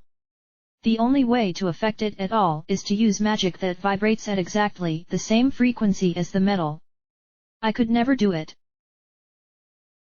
he said with a small frown. It felt wrong. Coming from Sanguine, that sounded significant. That's the only way. Well, the only way that I know of. I know Trottenheimer experimented with the metal quite extensively for Project Starfall. Trying to make a mostly non-magical means of mass destruction more powerful than our greatest mega spell or the enemy's balefire bombs. Quite outside my field of expertise. I always wondered what happened to him, he disappeared quite abruptly. Golden Blood probably had him killed. He caught my confused look. Our wives were friends. He was working at Ironshot R&D, making a gun, I said. Sanguine looked like I had just told him that Trottenheimer had been cleaning sewer pipes. A gun? Sanguine asked flatly, as if he couldn't quite believe it. Golden Blood had Equestria's finest megaspell researcher making a gun. Yep, but it's a hell of a gun. Actually, it's not really a gun, you know. It's more like some kind of super bomb or something that points the blast in one direction. I mean, it should blow me or itself apart with that much force, but it uses magic fields to keep me from becoming a missile. He looked at me in confusion. What? Just because I don't know squat about magical junk doesn't mean I can't comprehend something like recoil. I rubbed my chin. What was Project Starfall? That's another one I don't know anything about. In a nutshell, weaponizing mega spells. The specifics were all grossly classified, of course. I frowned. Why wasn't that done by the MAS? Why'd the OIA have to do it? Sanguine blinked. I really have no idea. The MAS debated megaspell weapons use for years. Fluttershy, of course, was adamantly against it. She constantly implored Twilight not to pursue the research. I suppose that's why the impelled metamorphosis potion was so appealing to Twilight. Too bad the zebras made balefire bombs with them, I muttered sullenly. Yes. One of the greatest failures of counterintelligence in history. No pony knows how the information got into their filthy hooves, but once it was, balefire bombs were inevitable. And thus so was Project Starfall. I understand that there was a standing execution order for the pony responsible for the information being stolen. Golden Blood of all ponies publicly called for a ceasefire when it was revealed, saying the war had become too dangerous. Almost cost him his directorship. Sanguine shook his head. Luna wanted to win the war. The zebras wanted to win. Every pony simply was too focused on victory to care about impossible hypotheticals like balefire bomb Armageddon. You don't think that Golden Blood leaked them, do you? Sanguine shook his head. Why would he? With megaspells under our control, we would have been able to systematically blast the zebras to pieces. Handing them over simply prolonged the war. He sighed and shook his head. Zebras excelled at espionage. Robronco robots turned into zebra battle machines. They even had operatives magically transformed into ponies as deep moles towards the end of the war. It was a nightmare for image and morale. Image? Why would Rarity care about zebra infiltration? I frowned. Wasn't that Pinkie Pie's thing? Oh, she wasn't nearly as blatant as Pinkie Pie, but Image were masters at surveillance and information management. No pony knew more about what was happening in Equestria than Rarity. Except perhaps Golden Blood. Image constantly filtered publications, spun stories, sponsored works to keep every pony working together and on message. When there was a disruption, she usually had it managed by the time Ministry of Morale arrived to deal with the perpetrators. I frowned at that through it, remembering Golden Blood threatening Rarity to get her to cover up the projects. Why? What leverage could you possibly have on a pony like her? I shook my head. Secrets and lies. Closing my eyes, I imagined Equestria as a tangled knot with more and more stress and tension, pulling tighter and tighter. Then something snapped. Golden Blood going crazy? Had that been it? Or had something else come along that blasted everything apart? What in Equestria did Golden Blood need a gun like Folly for?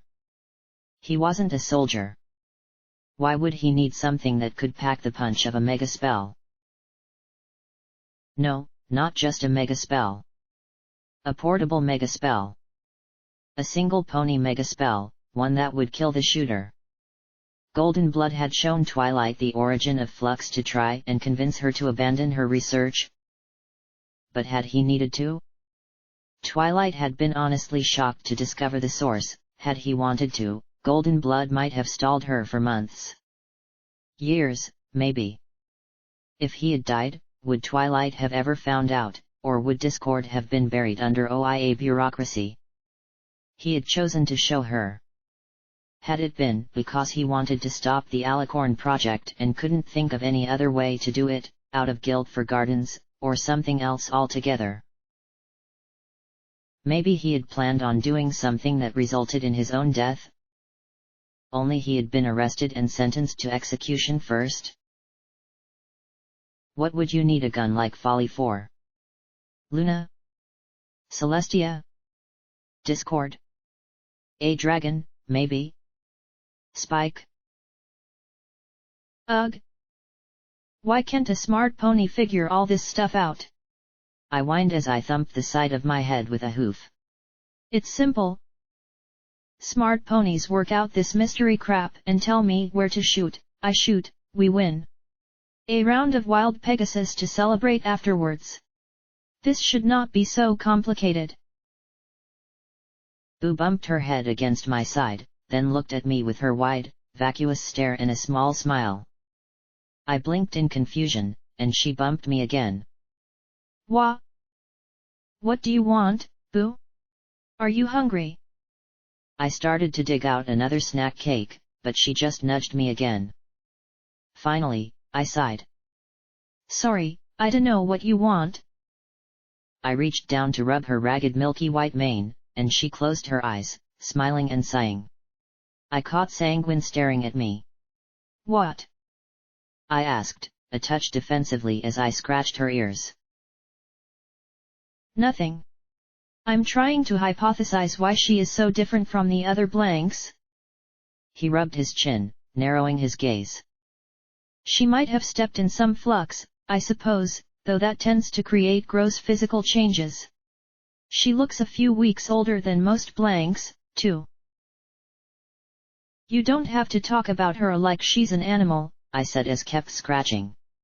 She lay down beside me, resting her head against my shoulder. Maybe she just figured out how to survive. She is an animal, Blackjack. And a stupid one at that. Blanks will starve to death if you don't feed them. He sighed and shook his head. Now, speaking of blanks, it looks like ours are almost done. If you don't mind, I'd suggest letting me harvest the organs you need here and then treat them for preservation during transport. As I recall, your filly has been exposed to chlorine? That means new lungs and replacement eyes. Potentially hide for skin grafts if the exposure is severe. It'd be far simpler to transport the parts rather than hauling around 3 blanks. 3. Yes. Your friend there, your filly, and yourself. He pointed up at the sack hanging next to the olive bag. It did look a little different from the rest of the white ones. It might have been a little dingier and pinkish than the others. It looks like blood contamination has provided you with a spare. A spare? You made a copy of me. I gaped. I don't need any spare parts. I looked at him, about to begin the smashing. Did he really expect me to believe that making a spare of me had been an accident? You might want to look into a mirror before you say that, he rasped. I know you probably have some sort of regeneration talisman built in, but the scars I'm looking at? And with what she's going to have to cut off you to get that parting off. Well, trust me. You'll need a few spare strips of hide. I also thought of Glory having to harvest organs from a filly. It wouldn't be pretty. Okay. Pack in there whatever you think she'll need. I frowned. Is it hard to do transplants? With the proper healing facilities and an auto dock, not at all. Did you leave proper healing facilities when you trashed the Fluttershy Medical Center? I asked in return. Please. I might be a monster, but I had nothing but respect for Fluttershy. We shot up the guards at the entrance and then moved on. He replied. Oh, was that all? Suddenly, the orange sack ripped open and deposited a slimy orange mare onto the grimy floor. The ooze covering her rapidly evaporated off the mare's body, leaving her sitting there dully. Sanguine froze, and Boo and I were completely forgotten as he slowly approached her. Sunflower! He murmured as he stretched out one of his boiled-looking, split hooves towards her pumpkin mane, brushing it out of her face. The limb trembled as he pressed it to his lips and let out a choking noise. Then he made it again and again, bowing his head. Sanguine was crying, as much as he could cry. I'm so sorry. I'm sorry I didn't fix this sooner. I'm sorry I couldn't save you. He croaked as he reached forward to hold her as his entire body shook. I'm sorry, my love. So very sorry. There was no forgiveness from the orange unicorn though. No smile of reassurance. No returning that gesture. He might as well have been apologizing to a doll. There was another detonation. And another. They sounded closer. A moment later, the olive pod ruptured and dropped scotch tape onto the floor. I trotted over towards her, but she didn't even look at me. Then the white pod popped open and my copy fell in front of me, landing on her head. She sat there, blinking but not looking around. I stared at her a moment, watching the magic goop covering her vanish. She looked healthy. Complete. I sure hoped I didn't share that expression, though. No taint mutations, no cybernetics, no scars, no barding fused to her hide. Sweet Celestia, in another month, would there be anything left of me? I tore my eyes from her, trying to crush down those worries and fears. We'll go to Friendship City. Maybe even Tenpony if I can pass for mortal again. You'll be safe. You'll be healthy. I promise, Sunflower. I promise. The ghoul rasped as he pressed his face into her chest. Promise. He hissed softly. There was another detonation. Sanguine. Maybe you should. go do what you said you were going to do? I asked, not looking at the copies of myself and Scotch. Did I really want to imagine what he could be doing with them when he was harvesting the parts we needed? Calm down, Blackjack. A copy of you wouldn't do much good for Sanguine. He had had a pony with Ministry mare blood, purer than mine, and she hadn't been able to get EC 1101 to work. A blank wouldn't either. Yes. I'll go and take care of that. The preservation talismans will keep the tissues viable for a day or two. It's the same technology as used in the stasis pods. Just don't take too long before getting back to your friend. He muttered as he tugged at the copies of myself and Scotch's manes. Obediently, I was led off to slaughter. I really didn't like this place. There was another explosion I felt through my hooves. Dealer? Dealer? Can you hear me? I asked, looking around. Nothing. Ugh, I hated waiting. I wanted to go find P21 and the others, wanted to make sure Sanguine wasn't trying anything funny with my body. Instead, I just sighed and stroked Boo's ears as an army of robots slowly chewed their way through this place. The remaining 3 blanks plopped out one after the next. I found an extension cord in a maintenance closet and led them slowly into the fusion room. They simply stood by, blinking and looking around dully. Blackjack! Rampage squealed as she ran in, her hide marred and power hooves blackened. We got big trouble. Tell me you're almost done. P21 and Psycho Shy followed after her. We're down to 1 balefire egg, and they've brought a robot that's just sawing its way through everything in front of it. They're chewing through the doors that VE dropped. How long do we have? I asked. Before everything's overrun? 20 minutes. Maybe. P21 replied as he looked the way he had come. We decoyed them into the security wing. They're picking it over now. The distribution area is completely gone.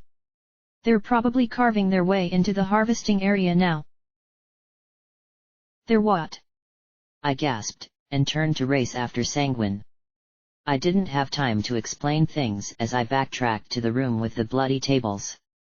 Acrid smoke filled the room from the far door, where a prismatic beam was slicing a circle through the thick metal. I saw still forms on the bloody tables. Mostly still forms. One flayed-looking unicorn still drew breath. Okay. Suddenly the whole spare parts thing went from stuff I needed to what the fuck, he had skinned my copy alive. I tried to think of some way to kill myself. Psycho Shy would take care of it, right? First things first, though. There were 2 blood-smeared white crates at the feet of the tables. Get those, P21. I yelled, pointing at the white crates. They had straps that would go around his neck. Not ideal, but I'd rather he had them than Psycho Shy. Where's Sanguine? Psycho Shy yelled as she flew into the center of the room. I was glad the massive manticore had departed. Getting his family, I yelled back, pointing a hoof through a door at all the pony-sized stasis pods. Now would be the time to tell her to? Maybe Rampage could do it? Then we heard a mare scream, shared a look, and darted inside. Sunflower. It's me. True Blood. I'm here to save you. To save you. The ghoul cried desperately as he tried to hold the thrashing mare. She didn't look that far from a ghoul herself, her orange hide mottled and burned looking. Near the pods were 3 yellow hazmat suits, long ago discarded. In 2 other pods, one unicorn colt was curled up in a fetal position, his eyes wide and staring. The other cried and screamed for his mommy and daddy. They weren't much better off. Get away from me! Get away! She screamed as she beat on him with her hooves. True Blood! She wailed. What had she experienced, waiting for 2 centuries? Ma'am! Please! He's trying to help you! I yelled. She took one look at me and let out another scream of horror. All 4 hooves kicked out at once, knocking him away as she jumped out of the pod. She was coughing and choking, but hysteria had given her the strength to fight and to run for safety. Too bad we were the safest things in this place. She levitated up the fetal foal, who trembled in shock, and the other jumped to her side. Together they ran for the door, yelling for True Blood and their daddy. Then they caught sight of Rampage and P-21 lugging 2 bloody boxes and skidded to a stop. "Hi," Rampage said, waving a sparking power hoof. P-21 nodded, tugging the brim of his hat. Sunflower just gasped as she slowly moved around them. Her breathing was becoming even more ragged, bloody froth creeping down from the corner of her mouth. "Sunflower! We're here to help you! Please!" wailed Sanguine, plaintively. "I love you! Please!" he begged. Psycho Shy just turned away as she hovered there, clenching her eyes shut as her hooves shook. "P-21, dart them!" I said. We had no time to waste. But the blue buck looked at the bulky containers and his saddlebags and then gave me a look asking exactly how he was supposed to do that. Then the trio scampered past him into the organ collection room. "Oh, for the love of!" I growled as we raced after them. We didn't have time for this. I had no idea if we'd have the time to fuse even one of his family at this rate. From my memory, it didn't take long to combine a cockatrice with a pony, but wouldn't we need more unicorns? Or maybe they had streamlined the fusion process. I spilled out into the harvesting room and the mare just sat there, staring in shock at the bloody tables. "Look, you need to calm down. Stay back!" Sunflower sobbed as she hugged her Colt's clothes. "True Blood! Where are you, True?" she wailed. I glanced at the door. That prismatic beam was almost through. Suddenly, the glass separating the pods from the harvesting room shattered as Psycho Shy flew through and pounced on the sobbing Sunflower. "You stupid cunt!" the yellow mare snarled. "There is your True Blood. There!" she said as she pointed a hoof at the ghoul. She grit her teeth as she trembled, clenching her eyes shut as tears ran down her cheeks. "He's fought for 2 centuries to bring you back and heal you, and you are fucking it up. He loves you that damned much. More than any pony else. So calm the fuck down. Let him help you. And have your family." Sunflower stared at Psycho Shy a few seconds, blinking and then coughing before she looked at the ghoul. "True? Is it? It is you. Isn't it?" Psycho Shy flew away, turning her back to the scene. I couldn't blame her. "Sunflower!" Sanguine breathed. And for a moment he wasn't a monster. He was just a pony, an old and tired and desperate pony whose long nightmare was about to be over. Maybe he didn't deserve it, maybe he had bought that happiness with misery and blood. But he had it. Then the door gave way, the slab of steel fell into the room with a deafening clang that made us all freeze and enrolled a 4-legged, rainbow-painted behemoth. It was almost as big as the tank we had faced earlier. A beam cannon pointed at us, glittering and flashing, while on its other side whirred a Gatling gun that looked more sized to firing grenades than bullets. When you see an Ultra Sentinel you'll know it. And then you'll die. The prismatic beam sliced diagonally towards Sanguine, and I magically yanked him back to prevent him from turning into magical vapor. I had no clue how my horn had just managed that without popping like a 5-watt bulb, but I didn't have time to contemplate it. I was running on little but panicked now. Out! Out! Get back to the fusion room! I screamed. Rampage and P-21 wasted no time running for safety. Get to storage! There's a tunnel out of this place there! Sunflower was another story. She stared at the machine in horror, holding her children to her in terror. I tried to hold Sanguine back, but he thrashed free. The ghoul raced forward towards his family as the Ultra tracked his motion with the Gatling grenade launcher. I extended a hoof in a futile gesture, as if I could somehow magically pull them all to safely. But I couldn't. I couldn't do anything. The grenade launcher began to boom, firing a burst less than a second. I swore time seemed to enter Sats as Sanguine held Sunflower. At least they had this moment to go together. Then a yellow flash dropped down and grabbed him tight. Wings lifted and pulled and tore him away as the micro-grenades struck the family. In an instant, just an instant, they exploded in a cloud of shrapnel and transformed into 3 bloody lumps. Sanguine stared down as she hovered there, then let out a scream only an undead throat could make. It wasn't a word, it was a single jagged note of utter despair. I had never seen a ghoul go feral before, but I was pretty sure it was just like this.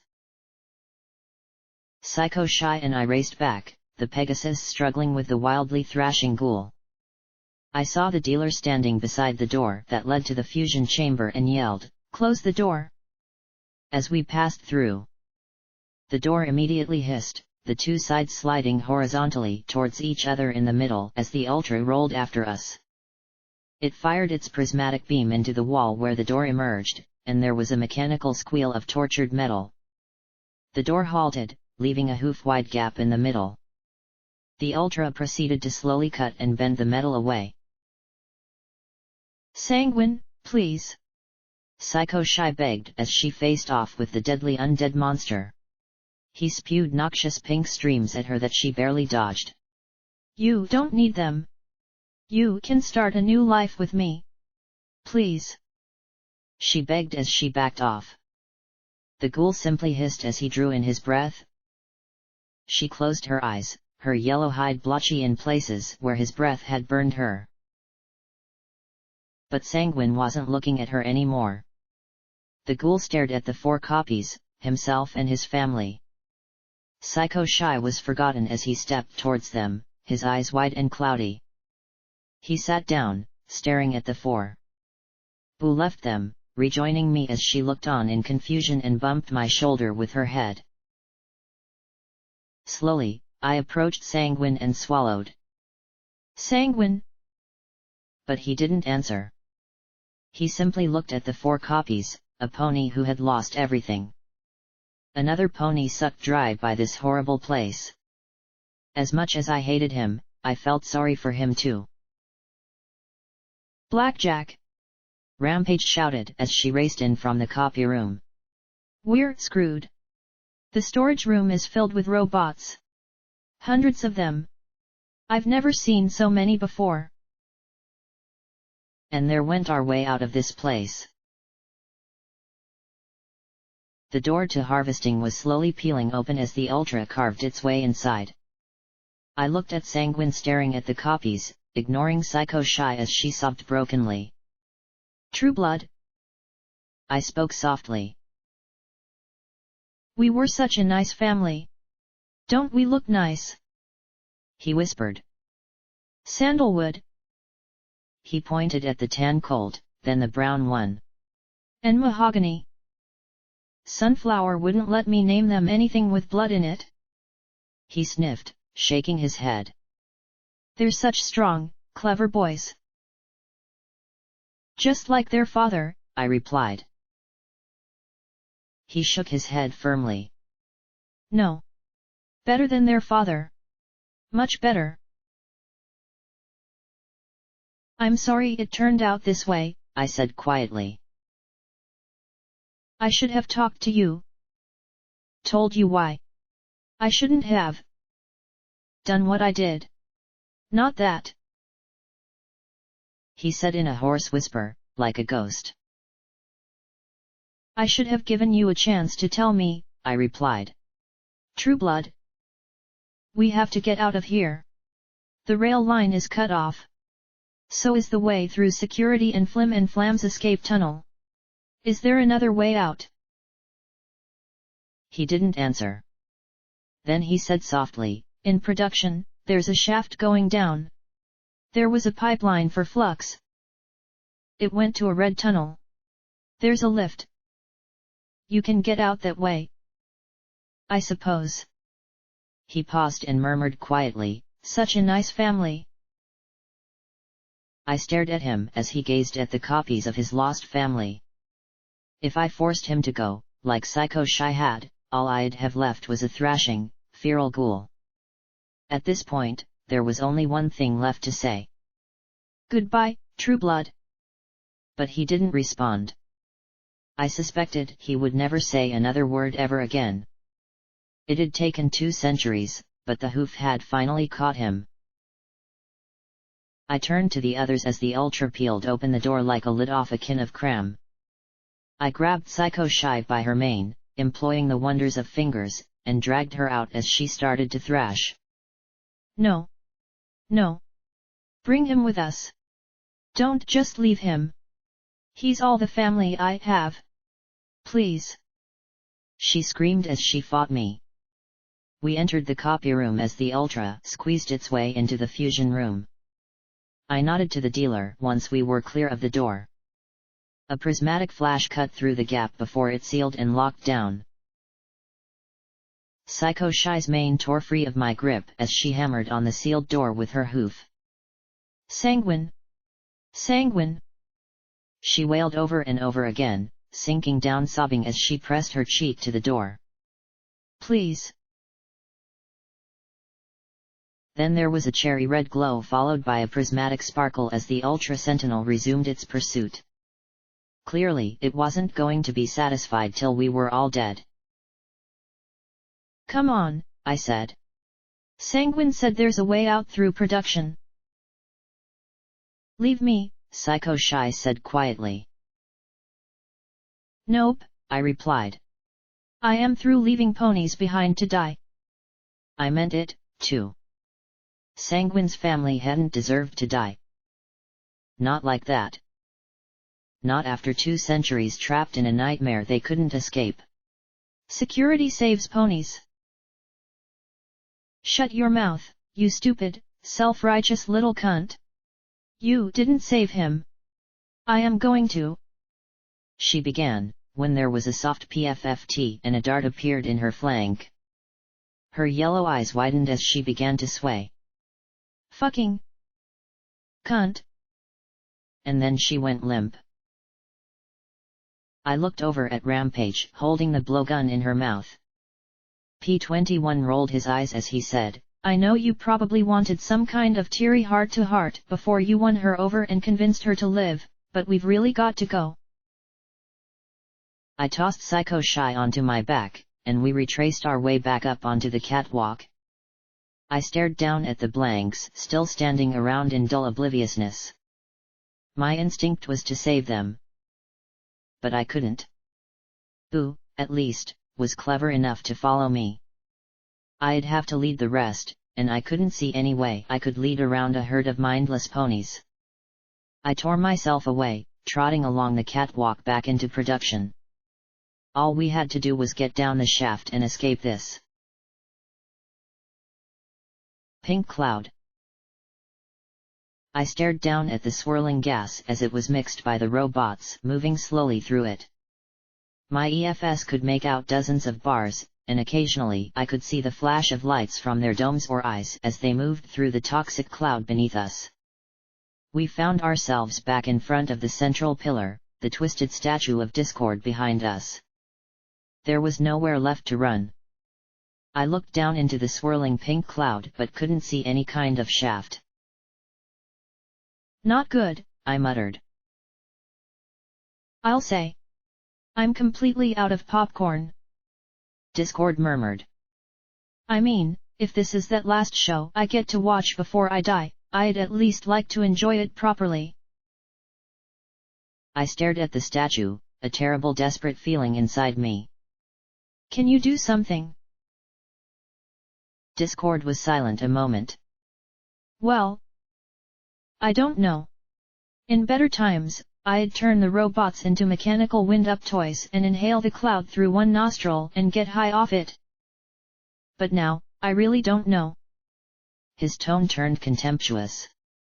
I really shouldn't be surprised, though. Ponies freeing me because they need me to save their cutesy-wootsy butts. So you're saying you'd rather stay trapped and die than help us? P-21 asked grimly. No, I'd rather you set me free. Then I'd turn you into stone, put you outside, and let you enjoy the pigeons crapping on your head for 1,000 years. Discord muttered. Pretty sure that pigeons are extinct, Rampage said. Oh. Well. That's one small improvement. I'll probably have to bring them back, though. You can't get the whole turn to stone experience without birds pooping all over you, he said. We can't free him, anyway, P-21 said as he pointed at the explosives on the pillars. Soon as he's loose, those things blow up. I suppose I could try and eat them like hot tamales, but spicy food gives me gas, Discord offered grudgingly. I looked at the cloud, and then looked over at the signs again. One blurb stood out. Activate the water flush system. I peered up at the dim roof and made out the hundreds of sprinklers covering the surface. Dealer. How do I activate the water flush system? Ugh, no sign of him again. I knew he wasn't my crazy, so why was he hiding now? I'd have to find it myself. I'm going down there. Get ready, soon as the cloud washes away, those robots will be able to see us, I said as I dropped the dope Psycho Shy next to P-21. Then I frowned. When I did find it, I'd have to move fast. P-21 was carrying the crates. Rampage couldn't carry Psycho Shy or Boo in her diminutive form. I looked at the blank mare and sighed. I really hope this worked. Boo. I need you to listen. I have to go down there for a bit. You need to follow Rampage and carry Psycho Shy. Okay? Can you do that for me? She blinked once, cocking her head curiously, and burped. I groaned. We were doomed. Don't worry, BJ. I'll try and explain it to her, Rampage said and then frowned. Are you absolutely sure that you don't want us to try and come with you? I could. Rampage, that pink stuff turns your flesh into goo. Do you want to risk being reduced to a blob of pink bubblegum stuck to the floor? We don't have any way to vaporize you quickly. I'm the one already stuck to my barding, and I've got the metal legs. I turned and dug through my saddlebag, though, pulling out the clear helmet. How things like this fit in my bag, I couldn't imagine. I put the helmet on. The air talisman looked broken, though. I'd have to be quick. Be ready to move soon as you see the tunnel. We'll be ready. But Blackjack, what about the enervation down there? P-21 asked grimly. Slow, probable death from enervation or fast, certain death by robot, I replied rhetorically, trotting quickly back to the stairs down into the pink cloud. Instantly, my hide started to prickle from the holes in the environmental suit as the gas got in. Oh, right, those. I'd be lucky if air became an issue. My telekinesis was barely able to lift the revolver. I was left with my own 4 hooves. The pink mist swirled around me as I moved through the narrow gaps between the machinery. Was something generating this, or was all this mist the result of years of sanguine living down here? I guessed it really didn't matter in the long run. Unauthorized zebra intruder, crackled a voice behind me, and I turned as crimson beams scoured my backside. I could barely see the glowing eyes, but it looked close enough. I set my forehooves and kicked back with such force that the Protectopony's head exploded in a shower of scrap and sparks. As it fell on its side, more crimson beams flashed over me. I fell the other way, already feeling woozy from the poison seeping in. I needed to find a valve, a lever, a button. Something that would be used to flush away flux. I couldn't even tell which way the walls were. Barrels of flux were stacked in precarious leaking columns and pillars around and atop the equipment. Some seemed to have absorbed the poison, changing from rainbow sludge to an almost bloody pink fluid. I really did not want to find out what it would do to me. "Halt and be vaporized!" boomed a voice as I darted atop a steel conveyor belt. A missile rocketed through the fog, and I leapt away out of reflex. I was quite impressed that I managed to complete the backflip and stick the landing, facing the sentry robot as the missile exploded behind me. 3 barrels tumbled down towards me, spilling noxious magical waste. I stood on my hind legs, lifting my forelegs to catch the barrel, and heaved it towards the large machine. The Gatling gun purred and the drum exploded, showering the robot in pink goo. Instantly, it began to liquefy into a rusty sludge. Okay. I really didn't want to get that stuff on me. 4 more Protectoponies came trotting out of the fog, walking through the sludge, heedless of the rust that crept up their metal legs as they sprayed beams of magic incineration at me. I rolled back under the conveyor and kicked 3 more barrels at the robots as they advanced, the moving objects drawing their fire as I ran the other way. My back burned terribly.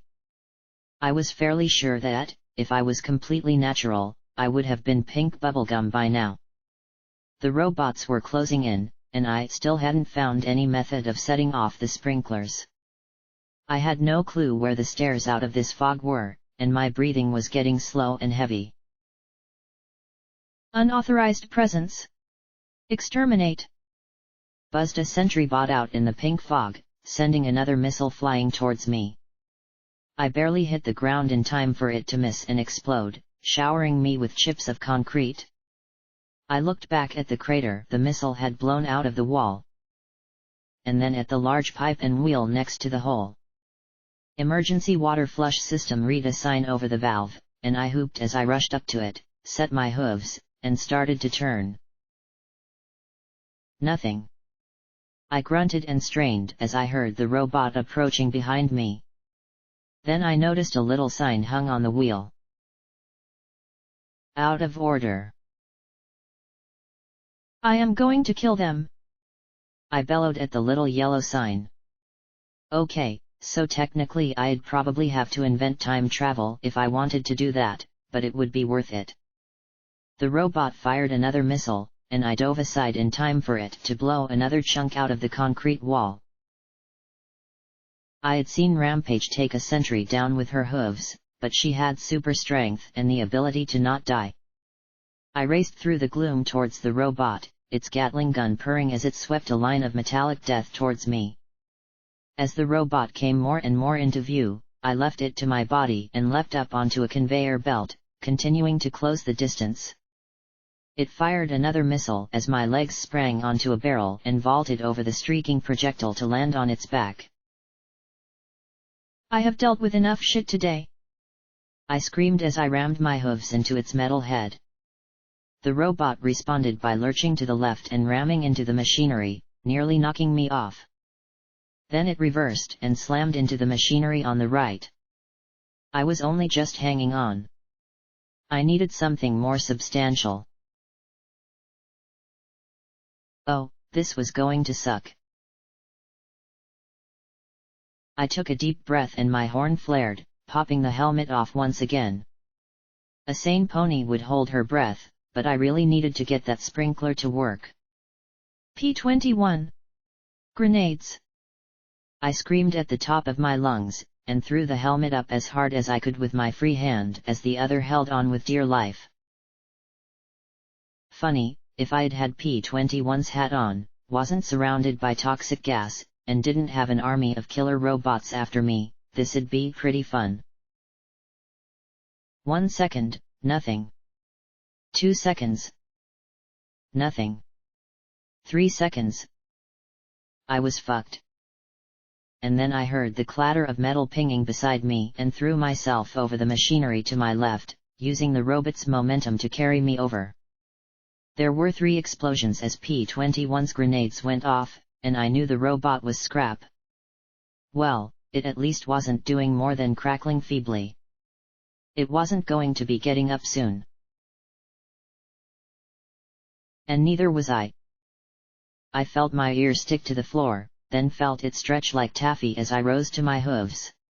I staggered towards the wall and that pipe and that damned valve. I gripped it with my fingers and began to heave. My lips felt runny and I dared not close my eyes. I wasn't sure I'd be able to open them again. Harder. Twist harder. Do it. Be strong. Be unwavering. I felt a little orange pony in me that wouldn't let some stupid valve stop me from saving my friends. I felt my mechanical parts and my fleshy parts start to move, like the latter were simply going to slide off the former. Don't inhale, Blackjack. Whatever you do, don't do that. Just turn the damned wheel. Even a dumb shit pony like you can do that without fucking up. Right? There was a grinding noise beneath my hooves, and then the valve suddenly popped. Immediately, I heard a great gurgle within the pipe and from overhead there came a loud hissing of air that was soon replaced by that of water. A deluge poured down upon me, and I drew in a painful breath through my nose as I stood in the flow. The water was tainted pink as the countless sprinklers hosed down that section of the factory floor. I tried to open my mouth. But I couldn't. I rubbed a hoof over my lips, but felt only a single, smooth flap of skin. Shit. Shit shit shit. There was only one thing to do. I levitated out my sword, and slowly drew the razor edge along my mouth. Fortunately, I was able to hold off the screaming till after the cut finished. For several moments, I could only stand there in the flow, breathe, and bleed. Unfortunately, the robots weren't going to give me much more than that. There were sprinklers washing the pink cloud out of the air, but that was simply making it easier for the robots to see me. I looked up at the shocked faces of P-21 and Rampage and followed the catwalk with my eyes till I saw where the stairs dropped down. How the heck did I get all the way over here? I backtracked through the deluge, still feeling lousy as the toxic water surged around my legs, running along the rows of conveyors as a trio of protectopones spraying crimson beams around me. Okay, this is a little too much, I muttered. I struggled to keep myself low and above the surging poisonous pink water. I peeked over the edge at the robot standing on the far side. I heaved a barrel and bathed the machine in rainbow sludge. The protectopony sparked and flashed, then looked around. It touched a hoof to its cheek. My goodness! I have suddenly achieved sentience. I have hopes. Dreams. A destiny. The other 2 robotic ponies turned towards the dosed machine. Error. And then they proceeded to hose it down with their scarlet beams. It waved its metallic hooves dramatically. Egads, I am undone. Then it exploded. Well, it wasn't exactly what I had expected, but it did provide me enough of a distraction to reach the stairs. Good throw, I said to P-21, but he just stared at me. Does any pony see the shaft down? I rasped, oh, sweet Celestia, my mouth hurt. They stared at me in horror, and I hissed, yes, I look like shit. I feel like shit. Do you see a way down? Over there, I think. Rampage said as she pointed through the deluge to a square stairway dropping down near the base of the cylinder. Right now, the shaft was functioning much like a drain. Already, the sprinklers had washed enough of the pink cloud out that I could see the far side of the production floor. That meant that the small army of robots over there could see me. We ducked low as minigun rounds and crimson beams lanced up at us. Even Boo knew to hit the deck. I saw that Rampage had put my battle saddle on the pale mare and was holding the wires connected to the bit like a leash. Psycho Shy was tied to the blank's back. I looked at P-21. Okay. Tell me you still have that balefire egg bomb. He dug in his bag and pulled out the flashing dark rainbow orb. He had duct-taped it to a block of plastic explosives. I was barely able to lift the detonator with my magic as I held the block with my hooves and scanned the machinery. Where was it? A prismatic rainbow beam sliced through the air and nearly cut the catwalk in two. It sparked off the star metal cylinder as I scrambled back and jumped inside next to the twisted statue. I peeked out, and a rain of Gatling grenades detonated in deafening thunder. I have to admit, this is quality entertainment, Discord laughed as I rubbed my ear. And tried to ignore the fact that it wasn't the right shape anymore. Shut up, I said as I peeked out again. And saw the Ultra Sentinel driving through the conveyor belts as it circled around to fire into the space I occupied. I didn't have long. I poked my head out and screamed at my friends, "Get down the shaft! Hurry!" I kept the block in my hooves as I watched the Ultra Sentinel rolling around, tearing up whatever passed under its heavy wheels as it got into place. That's quite a throw. Even for metal legs. Discord observed as I lifted the block of explosives. Shut up, I hissed, watching my friends. They were at the stairs. The robots all seemed occupied with me. Celestia is dead, I said as I watched for my opportunity. So I gathered, he began. Shut up, I snapped. Luna is dead. Twilight Sparkle and Golden Blood are both dead. There's enough chaos and discord in the wasteland to choke 1,000 spirits like you. Chaos is boring in the wastelands right now, Discord. Death is fucking boring. It's routine. There was a pause, and the voice inside the statue muttered, I don't understand what you're saying. I'm saying that this is your chance, Discord. And it was my chance, too. Do better. And I stepped out and heaved the explosive as the Ultra Sentinel turned to point that prismatic cannon at me. My throw was true. The balefire egg landed exactly where I needed it.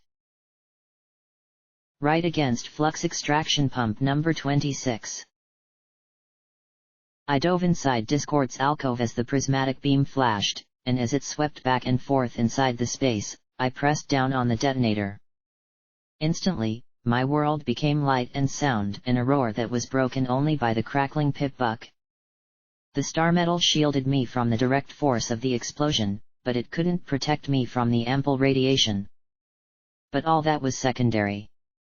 The pillar was untouched, but the pump was vaporized. I stepped out in time to see a rolling glowing green mushroom cloud dissipating in the rain. Now a spray of rainbow gunk spurted out into the production floor. The catwalk was so much twisted scrap and the Ultra Sentinel was right below me now. Any second, it'd lob grenades in. I could close the hatch, but that would probably seal me in here forever. So I did what I did best. Something stupid. I launched myself into the air, twisting as it tried to adjust its aim fast in hawk to vaporize me. Gravity was faster. I landed right atop its rounded back, my legs scraping against its smooth rainbow paint job. If I'd had bones, my legs probably would have snapped from the fall. I still felt as if I had wrenched something inside as I rolled over and over again, falling off its rear and landing with a splash in the frothy, filthy water. It turned as I struggled to lift myself to my hooves. I needed 5 pounds of scrap metal, 10 pounds of aspirin, and a few days to rest and recover at this point. I had about 5 seconds as the robot wheeled itself around and pointed that prismatic cannon at my face. I stared at the pretty rainbow light about to annihilate me. At least it would be quick. Suddenly, the massive machine lurched as blue foamy water exploded up beside it. The explosion twisted and congealed into a bluish blobby form of the mishmash creature on the cylinder. Discord stood next to the robot as it turned towards the greater threat. For some inexplicable reason, Discord had a large S on his chest and a wavy red cape billowing in the rain. "For truth, justice, and chocolate milk rain," he declared boldly. The Gatling grenades purred, blowing the mass apart as I struggled to my feet. But Discord just reformed, pulling himself into the shape of a giant lizard. Dragon? Thing. And breathed rainbow flames on the machine. The prismatic beam sliced the lizard in two. Discord hadn't been lying after all. 2 centuries of being encased had weakened him badly. But all that was secondary. Above me, the pony-sized explosive charges were suddenly blinking bright red lights. Containment had failed. I staggered through the sloshing water as Discord kept the Ultra occupied. Then a blue carpet lifted me up and whooshed me across the production floor to where my friends had been pinned by the robots. It batted the machines aside, then scooped up my friends and deposited us at the top of a diagonal shaft sloping down. The lift was awash as water poured down around it. I hoped it still worked. 2 large pipes ran along the ceiling down into the depths. The end of the carpet became a tiny one. Discord. "Why?" he asked as he looked up at me. "I never agreed to help you." I just stared at him a moment, then shrugged. "It's just what I do. I believe in second chances. No matter how stupid they are," P21 muttered, half annoyed and half smiling at the same time. Rampage held Boo's leash as the water continued to pour down. The little blank pony didn't like this at all, her ears drooping as the toxic water splashed around her. Still, she seemed to know that staying close to the striped filly was better than being alone. "Ah, your friends," he said, perking a little as he hopped up on Rampage, then looked at the suspicious blue stallion and adopted his scowl perfectly. I couldn't help but smile. Then he appeared next to Boo's head. "Hello," he called into her ear, an echo sounding over the splashing water. He stuck half his body in her ear, and looked out at us from her clear pale eyes, waving. The blank scrunched up her face and rubbed at her ear with a hoof. "Hey," I said with a small frown, and he pulled himself out with a soft pop. "So very sorry," he said immediately. "Nice girl, but not too bright." Then klaxons began to sound, and Flim and Flam's voices warned me not to panic and to run for my life. Calmly. The Ultra was rolling towards us. No. Towards the shaft. "Hurry!" Discord panted as he looked back at the machine. "This thing is no fun. While I'd love to turn it into tapioca pudding, right now I'll be lucky to slow it down enough to get it buried down here. Will you be okay?" I asked, and the tiny Draken Equus blinked and actually blushed. "You really do care. How interesting. I never thought it possible. Well, being buried alive in rock is a huge step up from being buried alive in metal that's slowly killing me with drills stuck through me," he said as a dozen holes appeared in his tiny body. "But I should be okay. Ish. Though I think I'll need a nice long vacation before I'm even close to my old self. But still." Then he grabbed my head, held it firmly, and pressed his lips to mine with a loud ah-mwah. Finally breaking it, he grinned. "Thanks." The tiny Discord disappeared in a pop of glowing white, and I was left sitting there for a few seconds. The only thing I could think at the moment was how surprisingly long his tongue was. And then a giant, fat Discord rose up from the sudsy water wearing a strange diaper.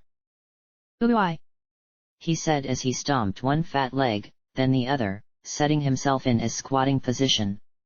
Domo arigato, Mr. Roboto," he roared as the Ultra slammed into the huge Dracontis. The Ultra gave an electronic squawk as its wheels spun in futility, while Discord slapped it repeatedly with his lion paw and eagle claw while screaming, "Baka! Baka! Baka! Baka!" This was our cue to get out of here. There was a lever at the top of the lift. I struck it, and immediately the platform began to descend the steep shaft. A row of red emergency lights were the only illumination as we dropped. Before he disappeared from sight, I caught Discord's eye as he was slowly pushed back by the Ultra. He grinned widely, winking at me.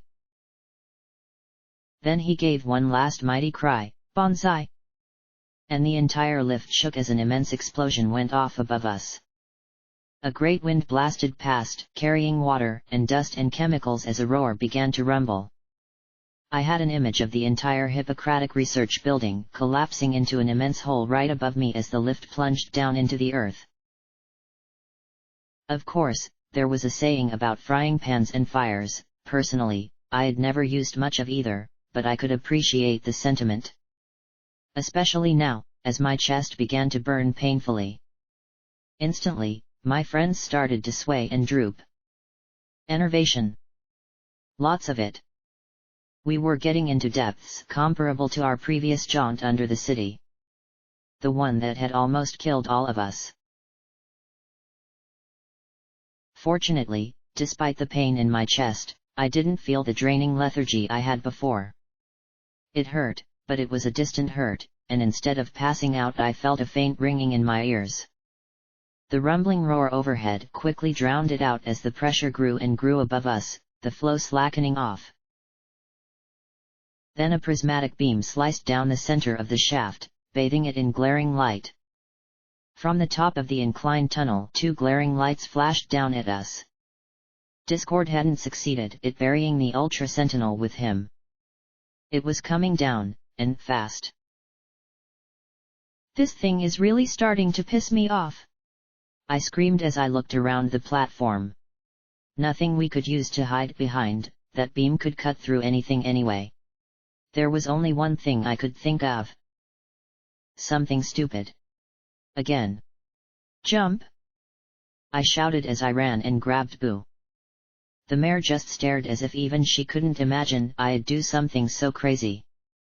I leapt off the edge of the lip, landing on my back on the water-slicked concrete. "That's lemming talk!" Rampage shouted as she leapt after me. "I should have gone with Glory," P-21 agreed as the five of us plunged down the shaft together while the Ultra crashed into the lift. Its prismatic beam flashed down again and again over the edge as we flew down the shaft, evading death for a few more seconds however we could. P-21 slammed into me, Boo, and Psycho Shy. "Is this part of the plan?" he screamed as we slid. "Yes," I yelled back. "Your plans suck," he bellowed at me as we gained speed. Couldn't argue with that one. "You bet," I agreed, moving faster and faster, leaving the lift behind. Then one of the prismatic beams flashed and illuminated three unavoidable facts. The bottom of the shaft had been closed, it was now full of toxic water, and half my body was made of metal. "Oh she!" was as far as I got before we plunged in together. Boo and Psycho Shy floated. Me? I sank like a rock, my eyes barely picking out anything in the red gloom of the submerged lights. This water burned, maybe not as much as the cloud had, but between the poisonous water, the lift dropping a mechanical death machine down on my friends, and the enervation sapping every pony's strength. It really did not look good. I had to wonder if Little Pip or the stable dweller ever had days like mine. As I dropped into the toxic liquid, I dimly made out the doors framed in hazy red light. I spotted a lever beside them and tried to flail my way towards it. I wasn't a good swimmer even before I got metal limbs. Worse, there was some kind of pit beneath the doors filled with machinery, to run the lift I supposed. If I missed the landing... Ugh. Don't think about it, Blackjack. Just move sideways more than down. Sideways. That way. I watched the lip of the landing drift past my outstretched hooves. I screamed in a fury of sudsy bubbles and flailed wildly, wanting to beat the shit out of the world. I supposed it might have counted as swimming, it was enough to get my forehooves over the lip, and I extended my fingers around the lever. I really wanted to breathe right now. Really? Was a little oxygen too much to ask? Maybe I could breathe poisoned water? Ugh, why was I thinking about poisoned water when my friends were about to get crushed? I had to be like a certain white pony and just hold on a little longer. I pulled the lever as hard as I could. It popped, crawling inch by inch as I struggled. The door groaned from the pressure against it. I tried to brace my hooves and pull again. Really? Just a little air? Maybe the professor had given me special lungs to breathe water and hadn't told me? Maybe? Stop thinking and pull, Blackjack.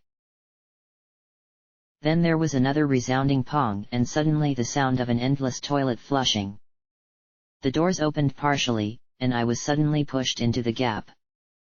It wasn't quite wide enough for me, though, and I braced my back against the metal and pushed with all four hooves.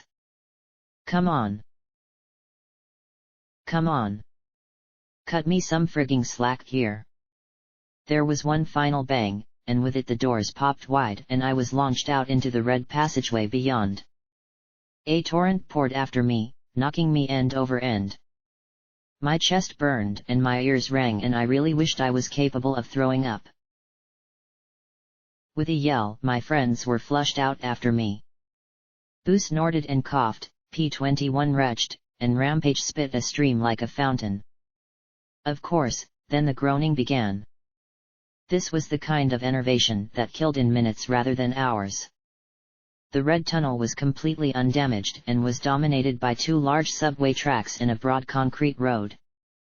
A few wagons and a lot of crates were stacked where they'd last been left 2 centuries ago. Okay. So, plan is, we trot along and take the first exit out of here. Right? Good plan. I coughed and rubbed my cheek. Then blinked. Okay. I wanted a mirror, right? Never mind. I didn't want a mirror. Maybe a paper bag for now and a mirror for later, when we weren't in a tunnel of magical death. I trotted over to a wagon and wiggled into the harness. I was the only one not being reduced to groaning weakness at the moment. Did I forget anything? Then I heard the groan of the lift in the shaft as it reached the landing. The Rainbow Ultra Sentinel hissed softly a moment as it turned the little turret head to look right at me. Oh. Yeah. Right. I muttered. Its prismatic cannon lit up, and I raced over to my friends as the beam sliced where I had just been standing. It was running time again. Get in. Get in now. I yelled as they crawled into the back of the wagon. Faster! Faster! It was cutting its way through the doors. Come on, every pony in? Right. I tore off along the concrete road as it burst into the passage behind us. The four-legged mech hopped onto the subway rails and started to roll after me. Okay. At least we're moving. Could be worse. I yelled, focusing on speed as the four-wheeled metal wagon rattled on behind me. Then its Gatling gun whirred and a line of explosions crawled along the red concrete walls above me, slowly working their way back and forth as it pursued. Ah! I mean, it can't get any worse. I yelled. Its prismatic beam then lit up and swept horizontally behind me. The munitions crates exploded with shockwaves that threatened to dump me off my metal hooves. I mean... Shut up and run! P-21 bellowed at me, then gasped at the exertion. I doubled down. I was the one with the cybernetic legs and taut getting the life sucked out of me and... Oh! Look at that little bar with a flashing E beside it. I knew I had forgotten something. I was barely able to fish out a spicy little ruby to try and suck on. Just to keep my power going long enough to live. I saw a pair of doors that read Mass Abs number 14 sealed up tight. I slowed for just a second, and that row of explosions from the Gatling grenade launcher almost passed right over us. There was no way I could slow down for it. I could only grit my teeth and go faster. Then I looked back at my riders digging through the crates and yelled, "Is there anything in there we can use?" A second later, P-21 popped into view, his forelegs hugging a portable missile launcher. Then Rampage sat up hugging 2 legfuls of grenades. Finally, Boo sat up gnawing idly on a missile. I grinned. There was nothing quite as good as being able to shoot back. The missile launcher thumped and hissed as fast as P-21 could load it, and Rampage lobbed magic disintegration grenades as fast as Boo could dig them out. I didn't think she knew precisely what they were, but she knew that Rampage was glad to throw them. The Ultra now had to slow down, bob, and weave to avoid our return fire. I slowly started to gain ground. Then a pair of lights flashed on the rails ahead, and a train roared by, brakes shrieking as sparks sprayed from its wheels.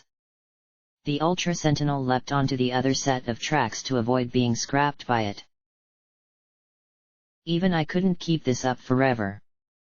We were approaching another set of double doors. Mass Abs number 13, it read. Still, no time to get in. Right now, all I could do was run as fast as I could and swerve to avoid the crates of munitions littering the tunnel. Rampage and P-21 were failing fast, too. They were firing wildly now, just trying to get lucky. P-21 was bleeding out his nose. I couldn't even see Boo. Then a pair of headlights lit up the other track. The electric train had reversed and begun to pull even with the wagon. I glanced back at the flatbed cars, piled high with crates marked "Danger, Explosives." The Ultra Sentinel began to drop back. Oh crap! It's going to blow the train! Where could I go? What could I do? Stop! That'd just make us a sitting target. Go faster? I was going as fast as I could. I looked at the racks of missiles loaded on the back as the train pulled even. What did the city even need that much ordnance for, anyway? Then P-21 hefted the missile launcher and aimed it very deliberately, but not at the robot chasing us or the trainload of explosives. Because, unlike me, he was a smart pony who didn't do stupid, impulsive things. No, he aimed it at the train's wheels. The missile hissed down and exploded, and there was an ear-splitting squeal as the front wheels locked up and popped off the rails. The car twisted sideways and flipped, dragging the next car over with it and spilling munition crates across the entire tunnel. With a muffled whump, a missile rack exploded as the Ultra's beam Gatling tagged it. The explosions rapidly built, and suddenly I felt a pressure wave shoving the cart along the tunnel, my hooves leaving the floor for several seconds as the firestorm set off explosion after explosion. I remembered the elevator and prayed, "Don't blow up! Don't blow up! Don't blow up," to the crates in the wagon behind me. Fortunately, there was another pair of doors ahead, marked Miramari. I dug in my hooves, wincing as they screeched along the concrete, trying to slow without crashing completely. My hide felt gross underneath the barding and hazmat suit, I just wanted to scrape it all away. I sweated and panted and gasped and sagged in the harness. I had reached my cyber pony limits.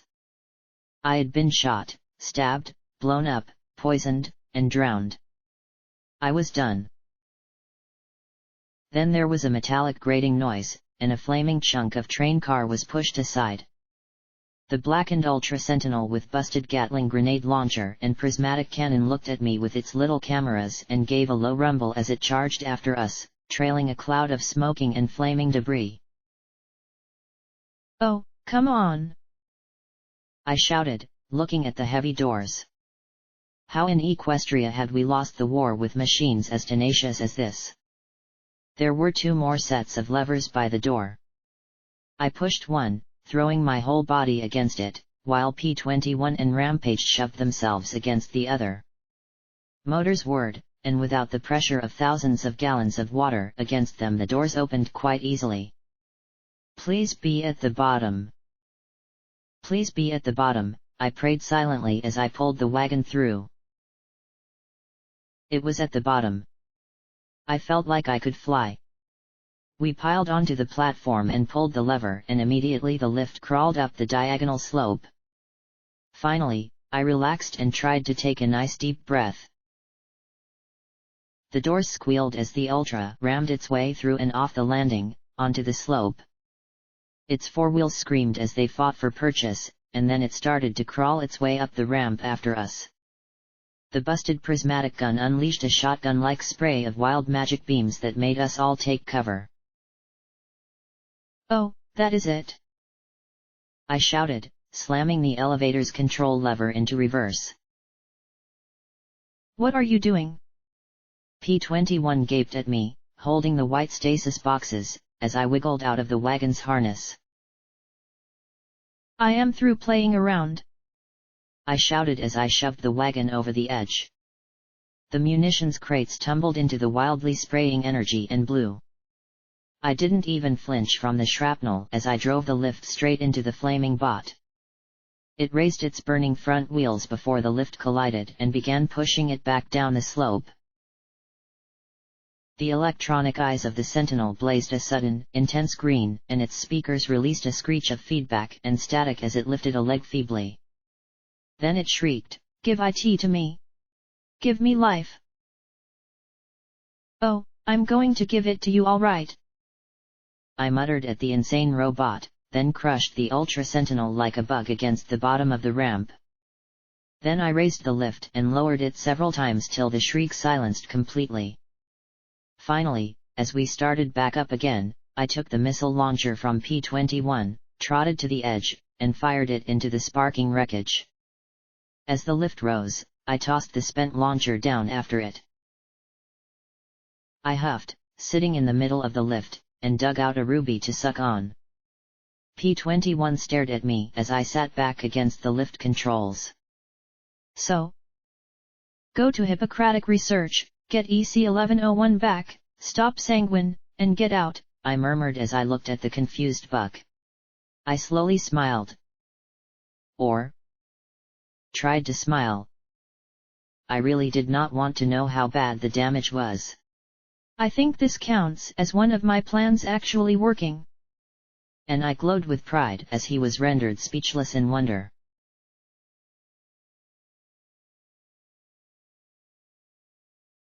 We had to stop the lift and shift aside some rubble to wiggle out into the balefire crater at the airbase. We were exhausted, drained, shot up, poisoned, and mutilated. All of us needed a short break. We broke back into the command center and flopped down in the barracks. I made sure Boo had a snack cake and stroked her mane. She had shaken for nearly an hour after we got free. Oddly, I think that was the natural reaction for any pony that went into the tunnels. Then I chowed down on a half-dozen gems and felt my insides twisting around as the magic went to work. After everything I had been through, I felt like I could do with a week of downtime. I'd be lucky to get a few hours. I had Barding fused to me and robots after me and had just set loose a spirit of chaos that was only slightly amicable to me. But a hell of a kisser. I had organs to deliver to the Fluttershy Medical Center, hopefully to save Scotch's life. And then I needed to have a nice long chat with my crazy. We had to work out something with Psycho Shy. But for now she was just quiet and sullen, really like a more moody P21. But first, I had something more pressing to do. I need to find a mirror, I groaned as I rose to my hooves. P21, Psycho Shy, and Rampage all looked at me in alarm. The first frowned in worry, the second grinned, and the third looked pitying. Oh yeah, I got to see this, Psycho Shy chuckled, rising to her hooves. Get down, P21 told her sharply, then looked at me. Maybe you should wait. Wait. I knew it was bad, but wasn't he taking this a little too far? I slowly gave a nervous smile. They were taking this joke a bit far. Come on, I want to see how bad it is. But Rampage shook her head too. Trust me. Regan. Let Glory try and help. Then look in a mirror. I looked from one friend to the other for some sign that they were kidding, but the only one taking amusement from this was the yellow Pegasus. How bad? I muttered, touching my face with a hoof again. How bad is it? Psycho Shy cackled. Half your face is gone. Gone? What did she mean? Gone. Rampage snarled and leapt onto her. Then we can give her half of yours. Oh, wait. She doesn't want to look like half a tail hole. But I rose and trotted quickly to the locker room, moving back towards the toilets, Rampage yelling after me. I saw the grimy mirror, wet my hoof in radioactive water, and slowly wiped the filth away. What looked back at me through the brown droplets couldn't have been me. That wasn't my face. That was some pony else. Something else. Call it vanity, but I always liked to imagine I looked decent. Maybe not as cute as Glory, but easy on the eyes. What I saw now was not easy on the eyes. It wasn't just injury. I had pieces of my face missing. Gone. What remained was wrong. Was that metal under my skin? Like a honeycomb of steel woven under my flesh? There were cables. Metal pins in my flesh.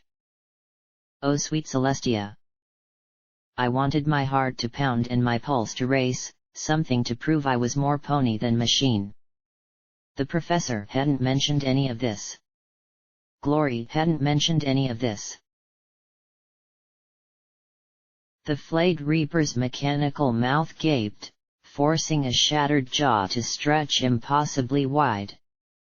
An articulated metal windpipe released that horrible noise as flaps of skin dangled from him. Broken pieces of skull clung to an armored sphere that was still horribly attached to his mechanical spine.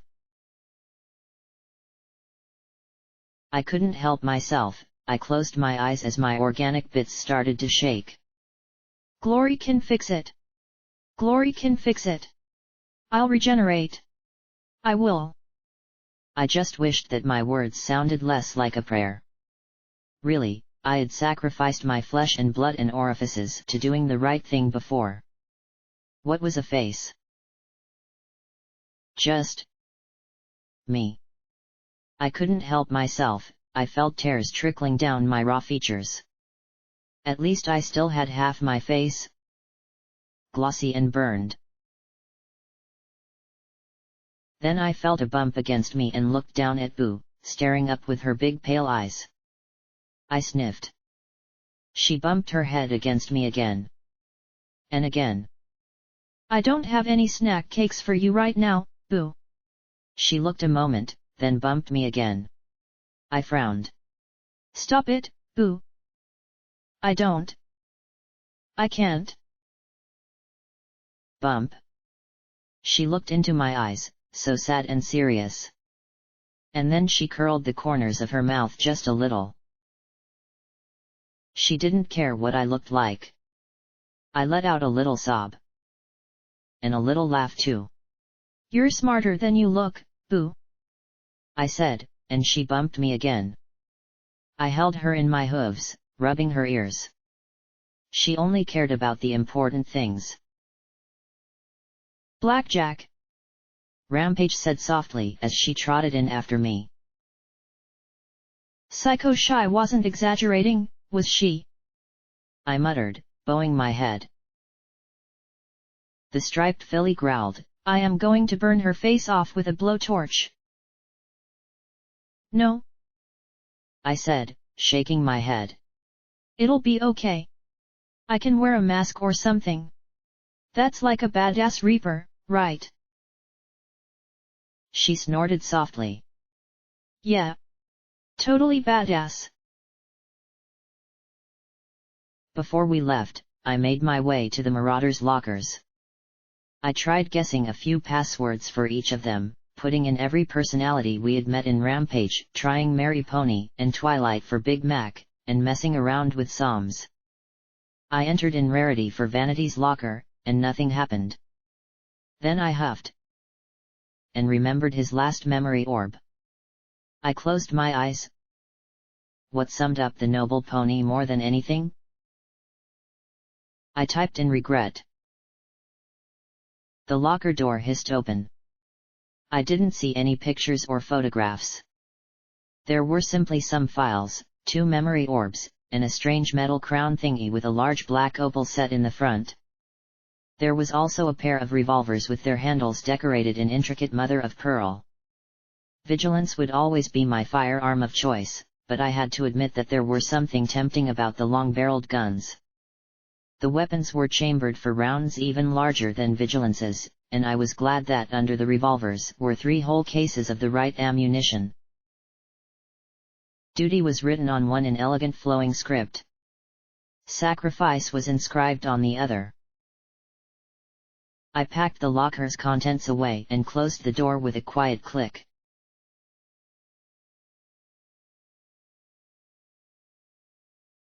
The sign over the entrance read "Emergency." I certainly looked the part as the 5 of us limped our way inside. The beam turrets by the door were scrapped, and there were a few fresh bullet holes and scorch marks, but it looked as if the Fluttershy clinic had gotten off lightly compared to Brimstone's fall. The blue bars in my vision immediately stirred as we stepped through the door, and a half-dozen bucks and mares pointed a variety of firearms at me as I stood there in the doorway. "Get out of here. We're closed for business," a jet-black unicorn buck warned. "You might want to rethink that," P-21 said firmly as he pushed back his wide-brimmed hat. "We've had a really long day. Get out of here," the leader repeated as he stared at me in horror. I sat down. Was I going to have to beat my way in here? Kill them if they turned hostile?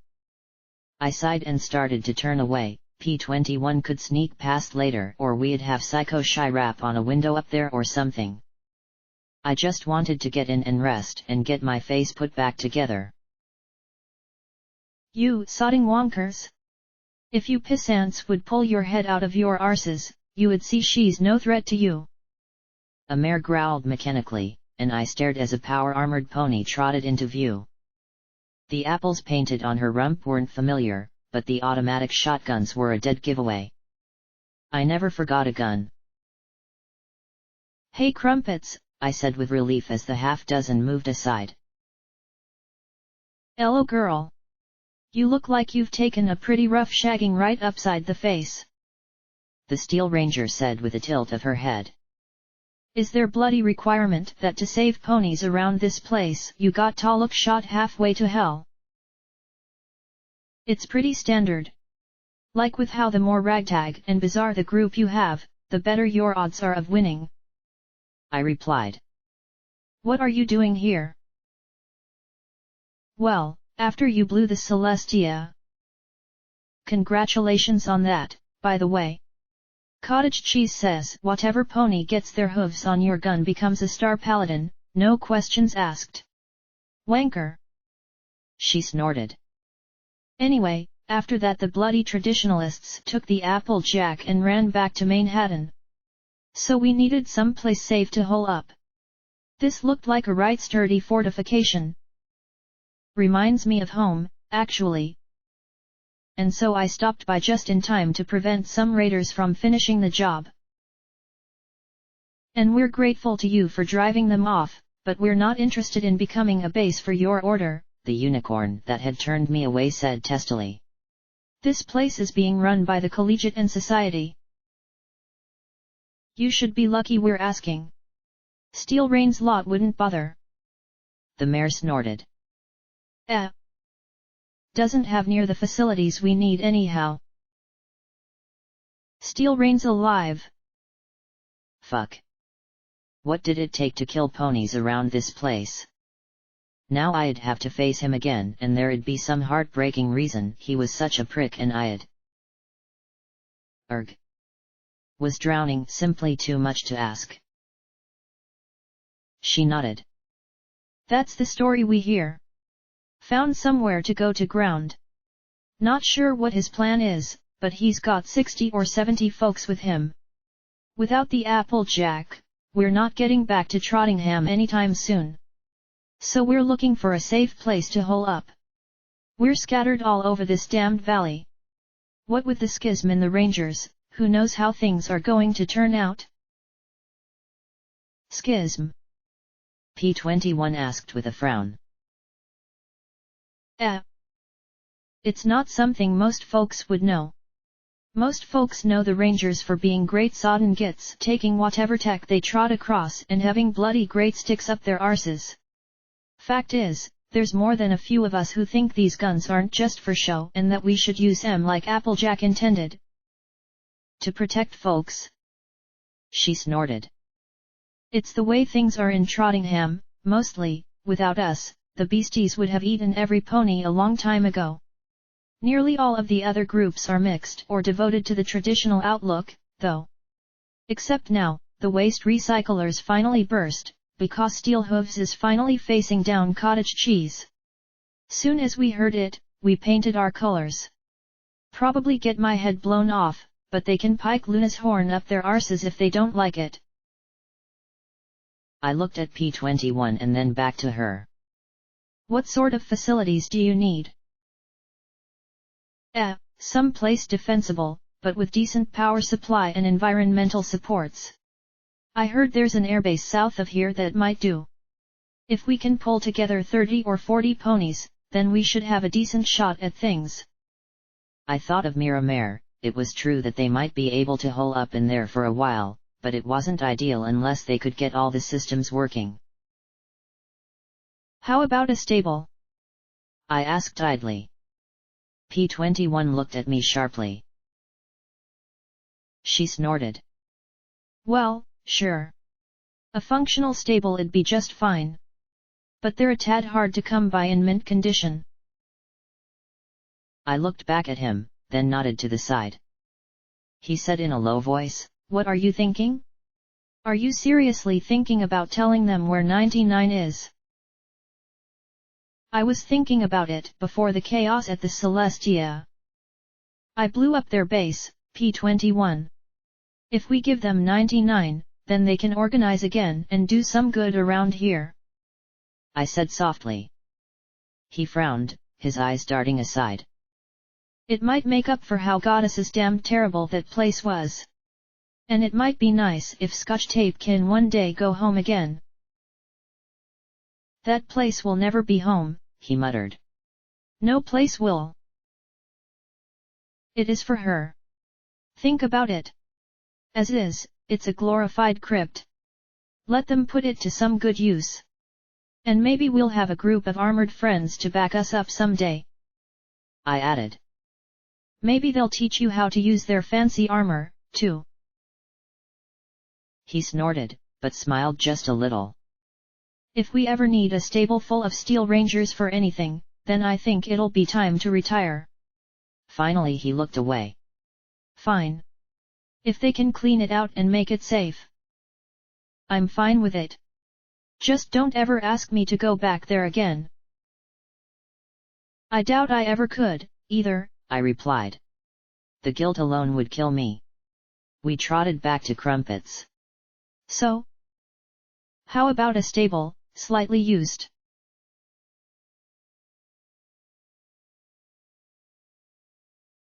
I never knew you could kiss people through power armor, Rampage remarked as we trotted up the many flights of stairs, Psycho Shy flying up slowly beside us.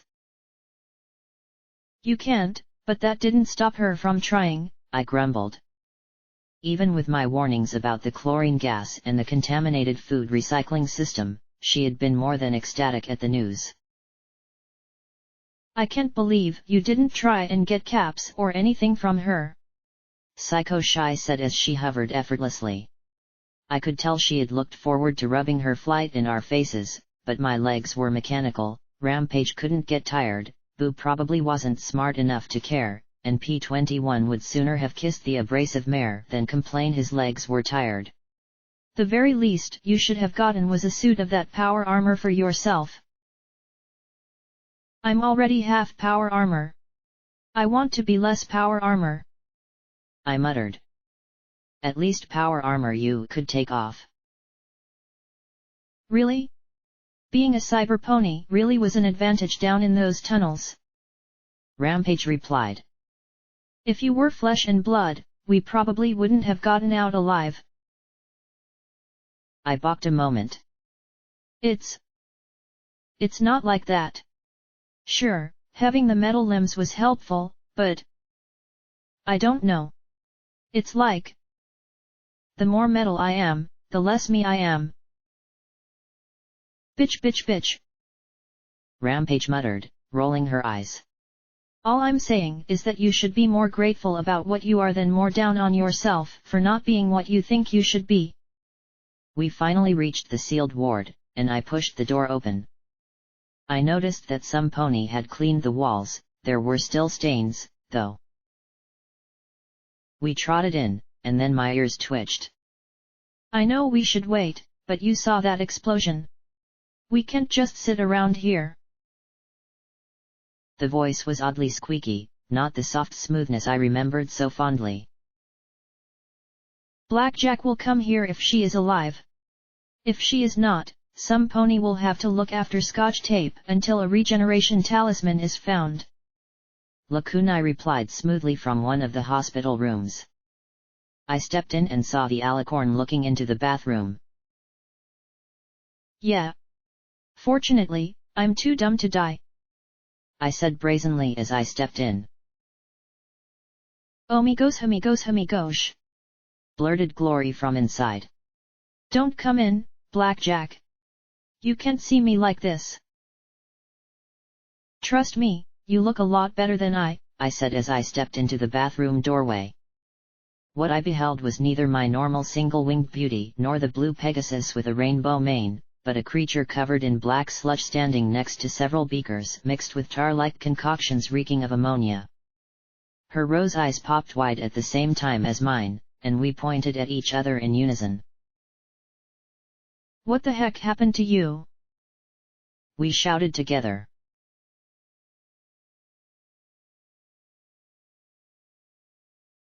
"15 minutes later, after I had explained what had happened, Rampage had stopped laughing and taken Psycho Shy out to do something. P21 skulked out with Lakunai as well, off to deliver the crates and talk to his daughter. He'd better be doing that. Boo lay on a hospital bed with fancy buck cake crumbs all over her mouth. That left the two of us together. So this time you're dyeing your coat black? What? Why not just shave your mane or call yourself Fallen Rainbow? She stuck her tongue out at me. Because smart ponies can learn when something doesn't work the first time, she said before stepping into the shower. Since I doubt there's a box of mane treatment anywhere in the wasteland, I simply mixed some up. It's basic organic chemistry. Lakunai helped fill in the gaps, and one of the bucks downstairs showed it was effective when we tested it on him. Right, I said as I carefully lifted one of the beakers. Is being Rainbow Dash so bad? Glory shuddered. Blackjack. You remember how upset my sister was when she thought I was a traitor? I nodded. Imagine how every Enclave Pegasus will feel if they see me. We're all educated that Rainbow Dash betrayed her own people when she left us. That's just the simple propaganda. I don't even want to imagine how some pony like Lighthooves will take it.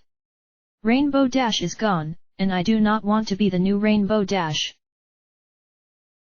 Well, you do what you have to do, I muttered as I turned on the shower. Ah, cold. She jumped.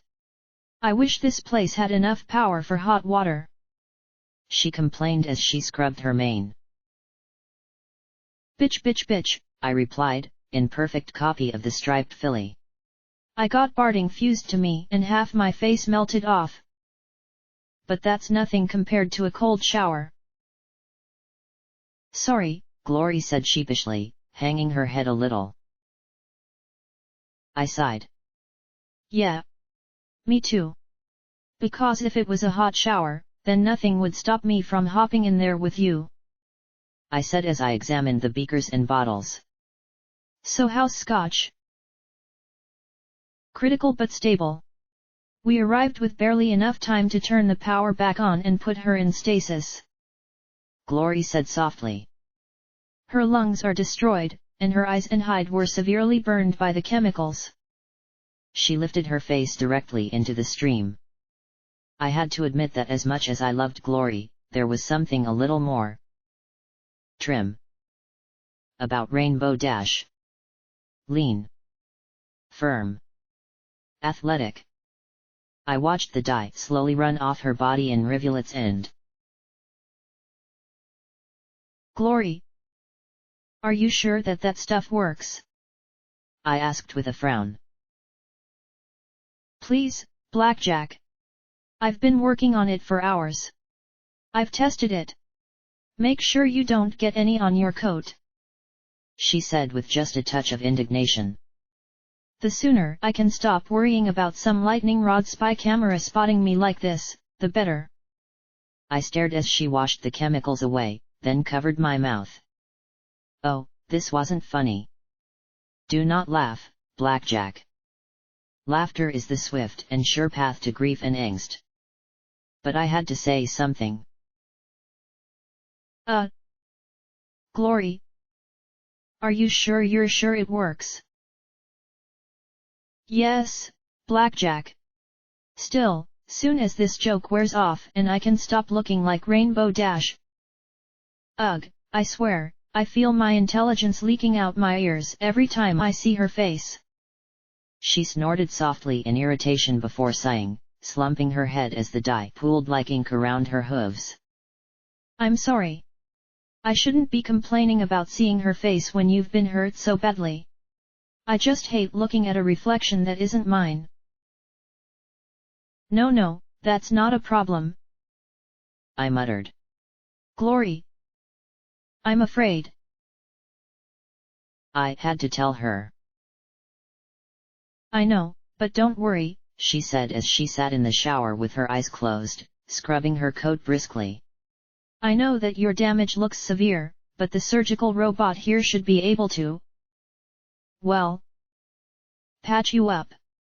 Lakunai's recharged several healing potions, so even if they're not as effective as they could be, they should help with the skin grafts and reconstruction. Granted, I'm not an expert, but I've read books on the subject, she said as she reached over for a towel and began to dry off her mane and face. The cloth instantly stained soot black from the chemicals. Well, that's great to hear, but Scotch'll be fine too, I think. I'm not an expert on transplants, but if the organs really are cloned from her own body, then I don't think there's any possibility of rejection, she said as she stepped in front of the mirror, scrubbing her mane with the blackened towel. Glory. Do not laugh. Do not. Yes, what is it black? But her mane wasn't black. Nor was her coat. A few wet streaks of black dye smeared her prismatic mane. Her hide was the exact same cyan as my statuette. Her rose-colored eyes bulged, pupils shrinking to magenta dots, locked on her reflection as her hooves trembled on the porcelain. I'm afraid the joke's still working, I sneered, my eyes watering from repressed laughter. They probably heard her obscenity clear in Manhattan. Footnote, maximum level reached. Quest perk added, kissed by Discord, do you really want to know?